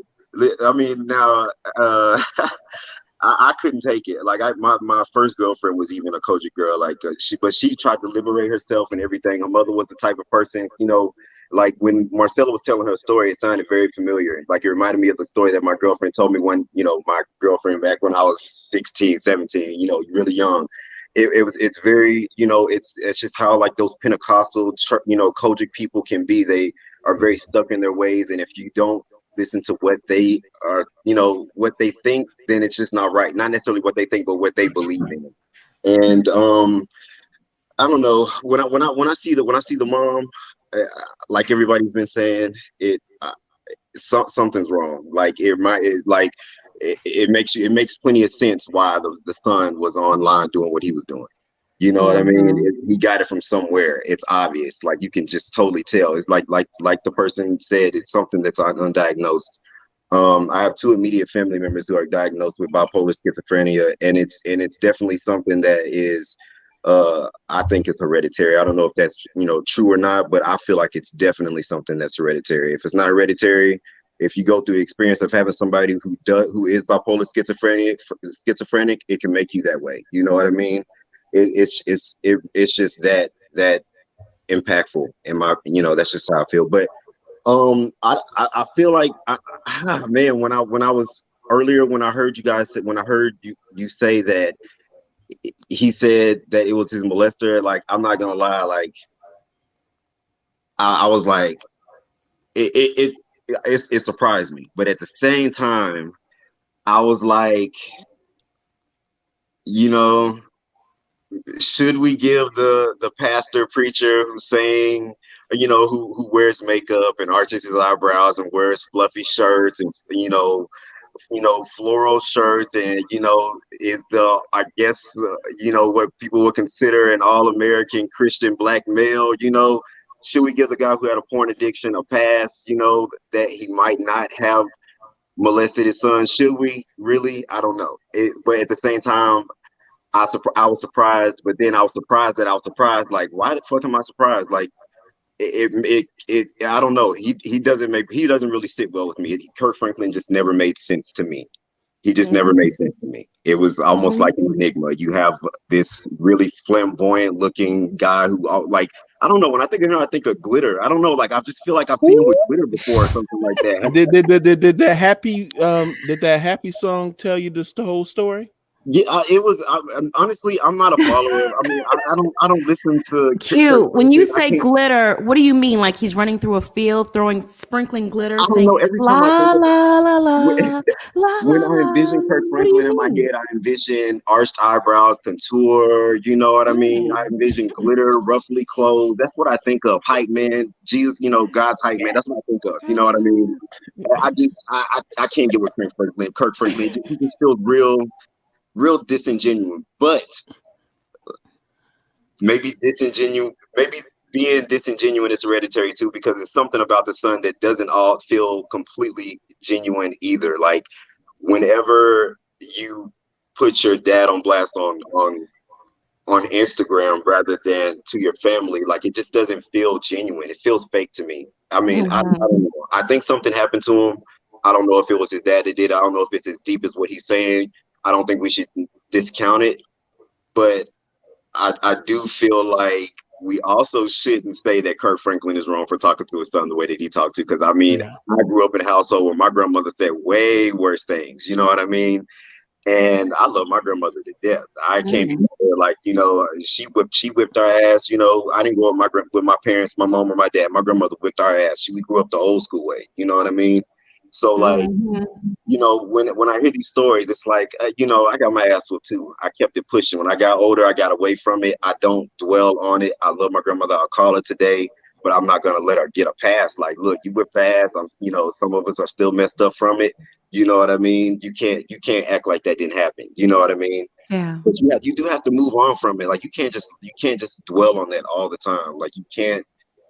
I don't know. I'm an optimistic person. I can't imagine thinking about that all the time, every day. And me personally, I just found a way to let it go. Think about there are things that are happening in the present that you can think about that are just more pressing, more important to me. That's just how I feel. Like I just had to let it go. But anyway, but I don't know. The whole thing just sounds like he is doing it for money. I don't care what anybody says. He's doing it for money if he's mentioning his marketing company or whatever the company is that he's, you know, anytime you mention the company that you're working for, it just doesn't mesh together. It doesn't go together. Like if you're trying to bring awareness to what happened to you when you were a kid, what does your marketing company or whatever it is, your record company or whatever it is, have to do with it? Why are you telling them to follow the media company? You know, why are you telling them to follow that? Like, if this is a genuine expression of what you went through, just tell us what you went through. You know what I mean? Don't end it with, oh, and follow this, and, you know, check out this media. Like, that's weird. That doesn't make any sense to me. It sounds like, it just sounds like he's looking for attention. And the mom didn't make it better. It seems like she's hiding something. Yeah, she seems crazy. Yeah, she kind of just made it worse. She made it worse, right? Yes, Marcella, she definitely made it worse. I was gonna say it sounds like somebody throwing in Proverbs 31 when we talking about a wayward child. Doesn't add up. It doesn't. She sounds like they released her from the cult for a day to give a press conference or something. Listen, weird. Just those very different, odd. all that, those like she was just so up and down, like it was crazy. She reminded all over the me place.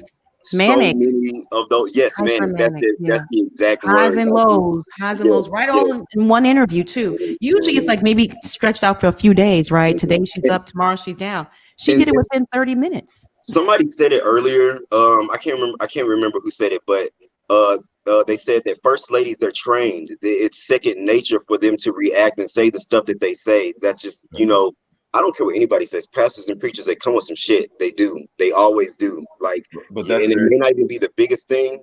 It may not be the biggest thing, but it's because they are a pastor or a preacher that you look at them and you expect whatever they did to have been better. You expect better from them always. You expect the best. But that's very true. They are very trained, though. They are very trained. Pastors always, you know, they come with shit. So the first lady has to be on point. I know a lot of pastors who went through a lot of stuff, and the first ladies are always on point. They'll answer questions. They'll get through it. They're not going to cry in public. They're going to let it go. You know, like, girl, whatever, you know. And I don't know. Tammy cleaning out that bank account right now. They are the person who kind of brings them back from the mess up. So they have to be like that. Like And just coming from the church world, I know these things for a fact. They're trained to do these things because they have to be able to bring the pastor back from anything that control. Yes, they got to control Thank you all the crap. for calling in, Q. We really appreciate your No perspective. problem. No problem. Always great. It was a little. It was a little sad. A little bit. I was like, oh dang, I'm scared to call in. I don't want to. No, it's okay. Sometimes as a family, we need to address these things, Yeah, I and understand. through addressing them, other stories come out. So, Right. It was a good thing. It was healing, very healing. Right. Have a good evening, my love. Thank you. Bye. Right. I done made everybody Um, sad. Yeah. On that note, we will wrap this show up tonight, and it was a very, very Put a bow on it. Yeah. Put a bow on it, a button on it. Or a button or bow. Plus likes that the button. We're gonna put a button on it. That like button. Like the doctor said. Press that like button, y'all. Press that like button. I want to see it. That makes me happy. Marcella, you, so debonair, the whole panel, because we've all gone through things. I love y'all. I really do. I love you. And to the people in the chat and the people listening, Facebook family, YouTube family, I love y'all. We do. We've all gone through some things, and sometimes we need these family therapy sessions. And this is what therapy is, talking about your issues. You go sit with a therapist, and it's the same exact thing they're going to do. Some offer you good tools, constructive tools, and some just listen to you and don't give you nothing. But through sometimes just speaking about your issues, you can sometimes grow from them. You can heal. Just hearing yourself say things out loud is therapeutic, Bishop, where can they find you? Where can the people find you? You could find me on YouTube giving you life values on the Bishop with 2 E's. And you can also find me on Instagram and Twitter. Lord Jesus, I almost mix them up. Twittergram. You can find me on Instagram and Twitter at Bishop Red Pill. All right. Just like April B said, 4 out of 5 Usher board members recommend y'all like this video. I love it. I love it. April is a trip. She looks so good too. She did, didn't she? She looks beautiful. Amazing. Man. And look at Oh, Marcella man. looking like they like goddesses together. Look Yeah, at y'all. Marcella looking very empress-ish. Very empress-ish. Go ahead and sit up like this, like how Tyra Banks You're say, queen. sit up. Look at our queen, Marcella. All right. Thank you, April. Come and talk with me. Thank you so much for the super chat. I love you all. Sending big hugs to each. But that biological mom say he may have audio of me. What her fear? Praying for healing in Jesus' name. Thanks, panel, for your feedback and love. Let me read this sentence again. That biological mom say he may have audio of me. What's her fear? I don't know. That whole family is the whole situation is wackadoo, to be honest with you. He might, I don't know. Maybe he has audio of her cussing him out too. Who knows? Who knows? Plaz, where can they find you? Hey, y'all can find me over on Instagram at scared_of_beautiful. And here on YouTube, on my YouTube channel, Scared of Beautiful, just spaces, no periods. All right, now Amanda NBS, thank you for the super chat. There's an art to how DL Christian pastors and preachers choose their wives.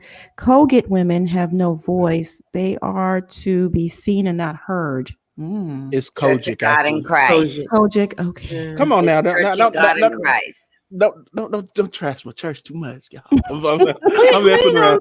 Yeah, but no.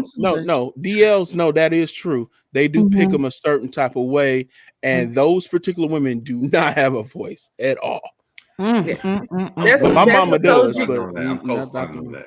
Yeah, that's a Kojic church thing, though. That's why, no offense, Bishop, I've been there lots of times. I had an ex that was there. Like, they really do read the Bible and use, like most people do, use certain scriptures to, justify what they mean. So there's a part in the Bible where one of the disciples, I can't remember which one, says that women aren't supposed to be in the pulpit and things like that. So that's what they use to scary. keep women silent. But they do have women. They have a women's department. Where they you just speak to can't women. preach though. Oh, really? Oh, wow. That's a telltale sign. Listen, isn't that the church Mr. Delivered came from? I am delivered. Isn't that where he's from? He ain't from us. Now he went there on a convention. That was the Correct you. convention he was It was a at. convention he went to. Where he got delivered. He came to as a guest, and he was delivering. like, And ever since then, we've been mad at a few people who let him on there. We've been Have you mad been at mad? that person. Okay. Yeah. So Bishop Kojic, pronounce it Kojic. again. Kojic. You're Praise saying God. that's a Church good God of Christ. Kojic, you're saying that's a good type of temple church. You're saying it's good? At like any church, you need to scout out who's the leader. Okay. And it's a tall tale. If a leader's a certain way, that certain altitude is going to be a certain way. So it don't matter what denomination you go to, there's devils everywhere.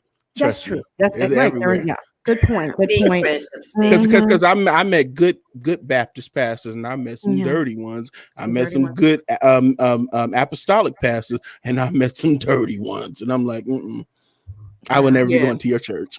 I love that you're a bishop and you're ordained. You're ordained, right? I love Well, that I'm not you're a bishop. I'm a I minister. love that you're like a real Okay. bishop. Like, but He's a minister. He's an ordained minister. I love And yes, that. he I can love that. still come on this channel and give commentary on various topics. He's human.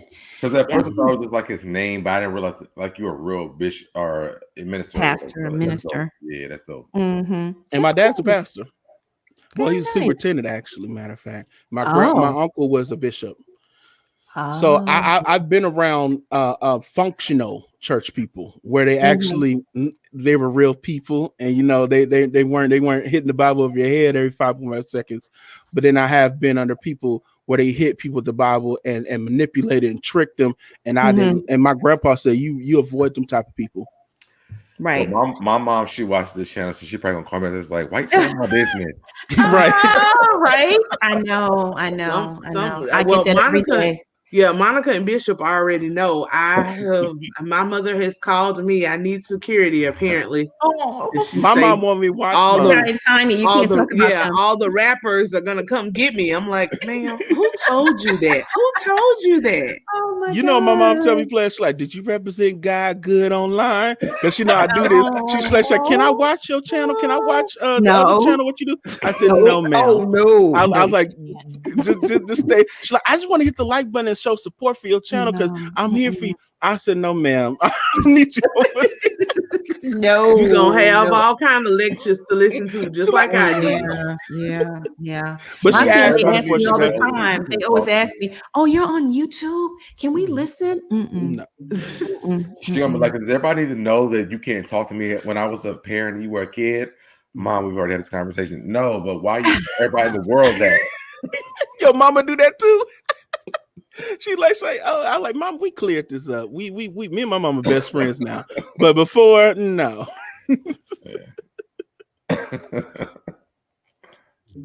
Marcella, my love, where can they find you? You can find me on All the Real Housewives Discussion. That's Facebook. And I would like everyone to subscribe to my YouTube page, Speak with Your Girl Marcella, where I will tell you about my life. And I want to also say tonight, don't let me discourage people from church. My road was my road, and this is how I came out. Some people don't make it out. So I thank everybody for loving me and everything, but I love myself, and I am free, and I am happy. So y'all come back. Monica be hitting all the topics, girl. She be making it hot. I don't know if I can even go upstairs and lay with the plumber before I cry. Oh, Marcella, from the day I met you, I fell in love, right? Thank you. We bonded. We stayed on the phone for hours the first time. Remember that? Yes, I just have to be real. You have to be real. And I have been through something. And now that I'm not there no more, I share my love and I'm free. Praise God. Praise God that, he has delivered you and that you are the woman you are today. Someone said in the chat that your come up has been gangster. I agree. I love it. It has been. It really has been. Vana Deacon, thank you so much for the super chat. I laughed, I cried, I listened and learned, all for free. It gets no better than that. Y'all are awesome. Thank you. Thank you, my love. Thank you. Thank you to all the teacups up there. So Debonair, where can they find you? You guys can find me on all social media as So Debonair. I'm revamping my YouTube channel, so you guys can definitely check out my podcast channel because I'm there every week. Affairs of the Heart podcast. I'm there every week on Thursday nights. So please check that out. And I'm trying to revamp my YouTube channel, but I'll figure that out soon. Mm-hmm. Okay, you're revamping it. What are you doing to it? You're doing something different? I think I want to do like some vlogging things more than because I mean, like I come here with you and we do the reviews of the hot topics. So like I want to give people other things because I mean this is your lane. You got this. Mm-hmm. But I want to give people other things to look at on my channel besides, what you already do. So I see. Yeah, you're going to be more vlogging. That's really, really good. Just don't be like Dalvin, B Love's son. Don't blog like him. No, don't do that. Mm-mm, mm-mm. I don't know what the hell he's going on over. He's 27 years old, and he got these 4 men that moved in with him. It's a hot mess. 4 men. Yeah. Well, let me tell you, my 5. My podcast does very well. Even before I came over here, my podcast does very well. Mm-hmm. But I was like, you know what? I want people to kind of get to know me as a person. And I've been watching a lot of YouTube stuff since COVID has happened. And I was like, it'd be cool for me on my channel to do other things. I'm like, I can all about the tea and talk about what's going on, what the tea is. So, let me do something different on my channel. So I'm thinking about those things. Sounds good. Your life seems interesting too. It does. You hang out. If you guys ever get a chance to listen to my podcast on YouTube on the Affairs of the Heart podcast channel, you will learn that I've been through a lot of things. My first boyfriend was my husband, and so I've been through a lot of things. Please get in contact with me. I'm sorry to interrupt. Please DM me ASAP. I'll give you my number tonight, and we can talk. Please. Oh. Go ahead, so Debonair. I'm sorry. But yeah, my first boyfriend was my husband. So like going into the dating world is like really weird to me right now. So that's what we talk about on my podcast, like dating. So will you have the camera follow you out on dates? Oh, I would love to. I gotta go on a date first though. Yeah. Yes. And I'm excited. Just post a couple of more of them pictures, honey. I'm there for it. We're gonna pray for you in Atlanta, though. Atlanta, I don't know. I thirst trap, but I mean, I get something. Yeah, you do. You do. I was like, what in the world? What is my son up to now?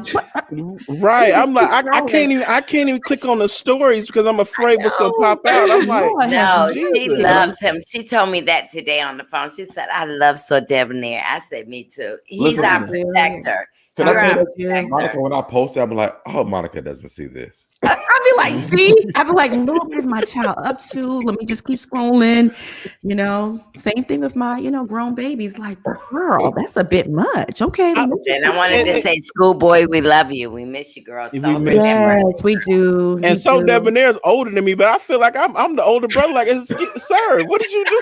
I had to mess him. Like, were you drunk again? It's thirst trap for real. I'm trying to catch a man, so I look. I'm over here. I'm the cheerleader, big sister. I got my pom poms. Like, yeah.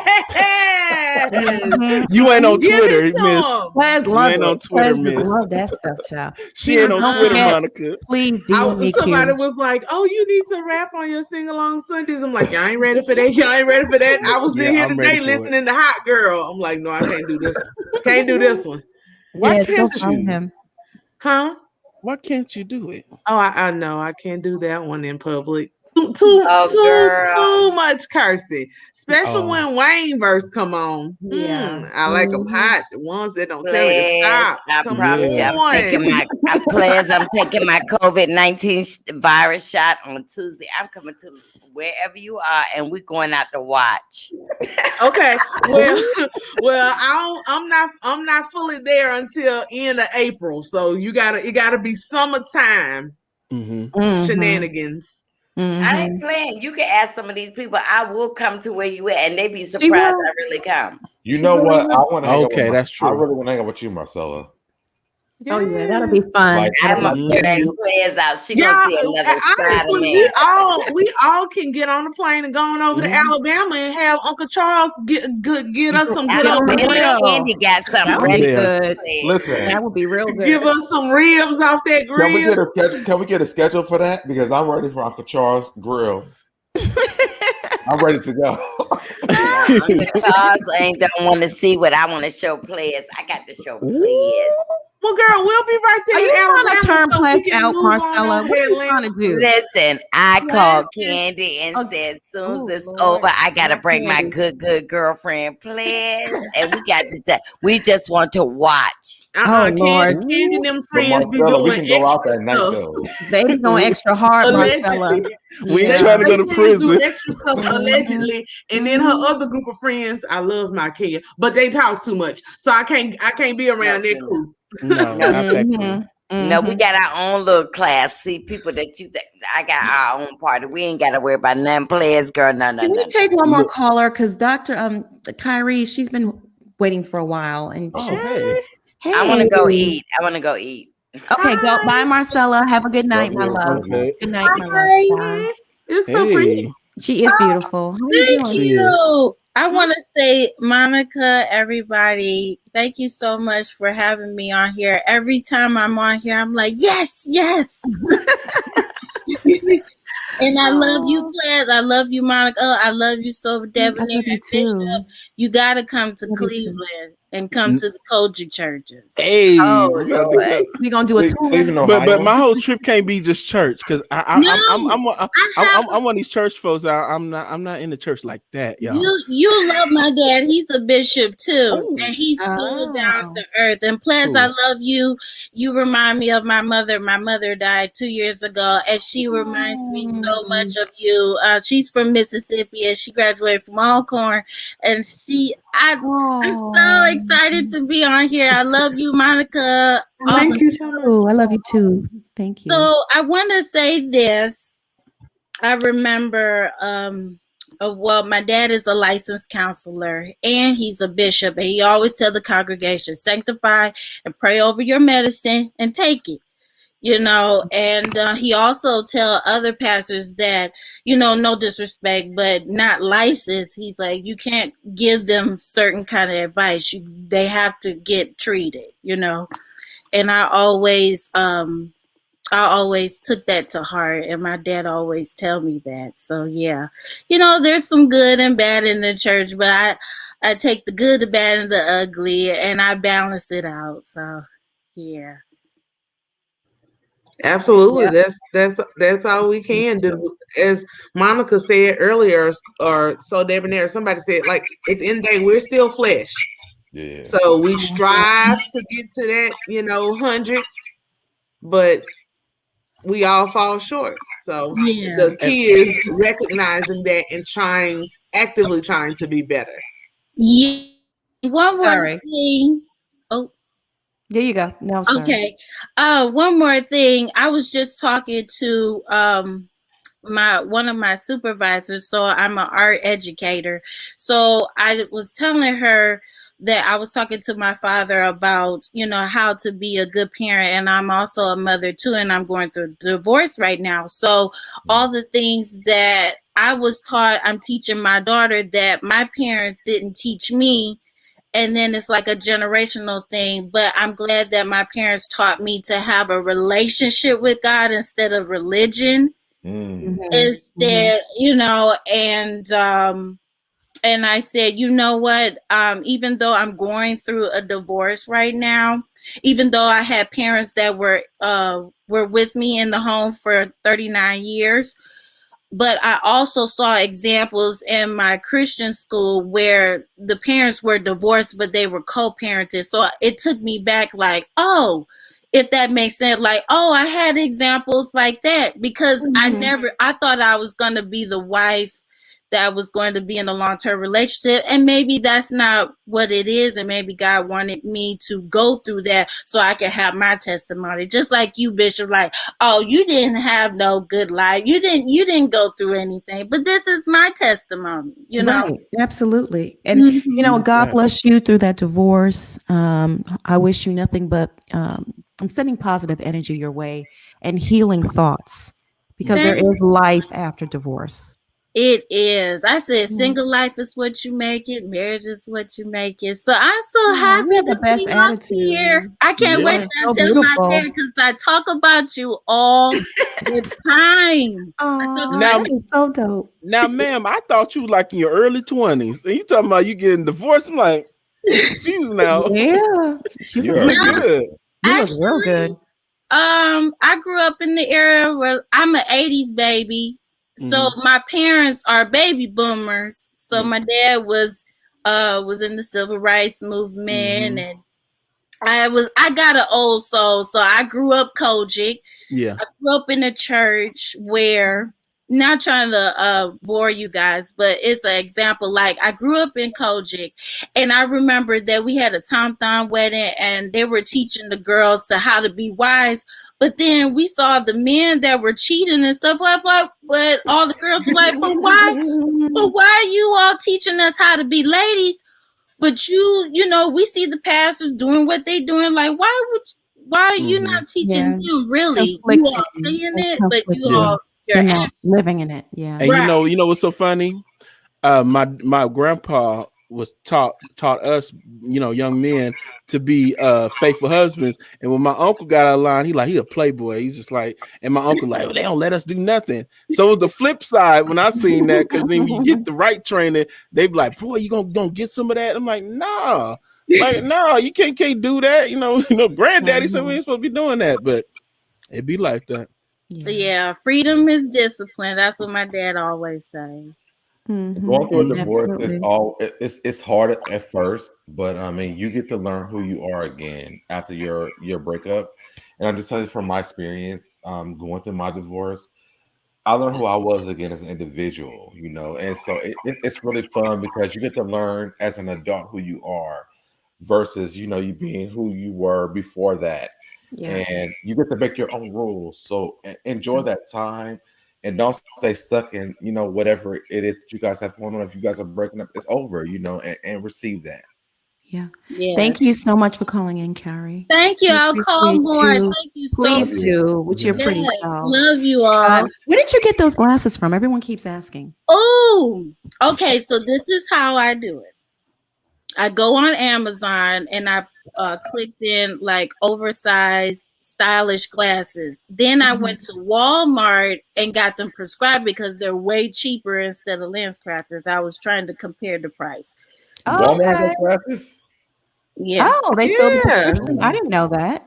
I didn't know that. Yeah, y'all don't have a vision center in y'all Yeah, super it's a Walmart? vision Oh, the center. vision Monica, center. you Oh, yeah. definitely do. The vision center. Yeah. Okay. So That's you right. can do that, and it's a lot cheaper. Yeah. Okay. You got that Kojic missionary look on. Oh, thank you. Bishop, cool your hormones, please. Calm No, down. not like that. No, I'm just saying they got that look. Now you know when my hormones is raging. That's just something else. Oh yeah. I know. But I'm being serious. I still got my Kojic ways. I still wear my pantyhose and stuff like that. You still wear skirts like my mom, my sister still do. Yes. I'll call more. Thank you so much. Please do. Please do. Have a great evening. You Bye. too. Bye. Bye. All right, y'all. We're going to wrap this thing up. Y'all can find me here on YouTube. Plus, it's like, yes, please. I'm tired. I want to go to bed. I No know. after I dark? just realized it's 3 hours and 30 minutes. Come on. I'm sorry, y'all. Y'all not doing no after dark tonight? That's next week. So listen. Oh, next week. Oh, just to bring the teacups up to speed. The memberships will launch as soon as I get off of here. It'll launch 10 minutes after. You'll see that the video will be back up again, and you can click on the join button and join. I encourage you to join. The perks are amazing. Panel, thank y'all so much. You're wonderful. I love each and every one of you. Teacups, thank you for tuning in tonight. I love you all. We're family here. Mods, thank you for holding down the chat. We appreciate you. Everyone that sent in a super chat or a cash app, thank you. See, I'm losing my voice, right? It's time for bed. Well, no, I'm going to go have a glass of wine when I get off of here and work. Just do some more work. I'm going to go catch up on Real Housewives of New Jersey. Yeah, I gotta work. Yeah. So everyone, like I said, that sent in a super chat or a cash app. Thank you so much for helping us keep the lights on. It means a lot, and it helps this channel out a lot.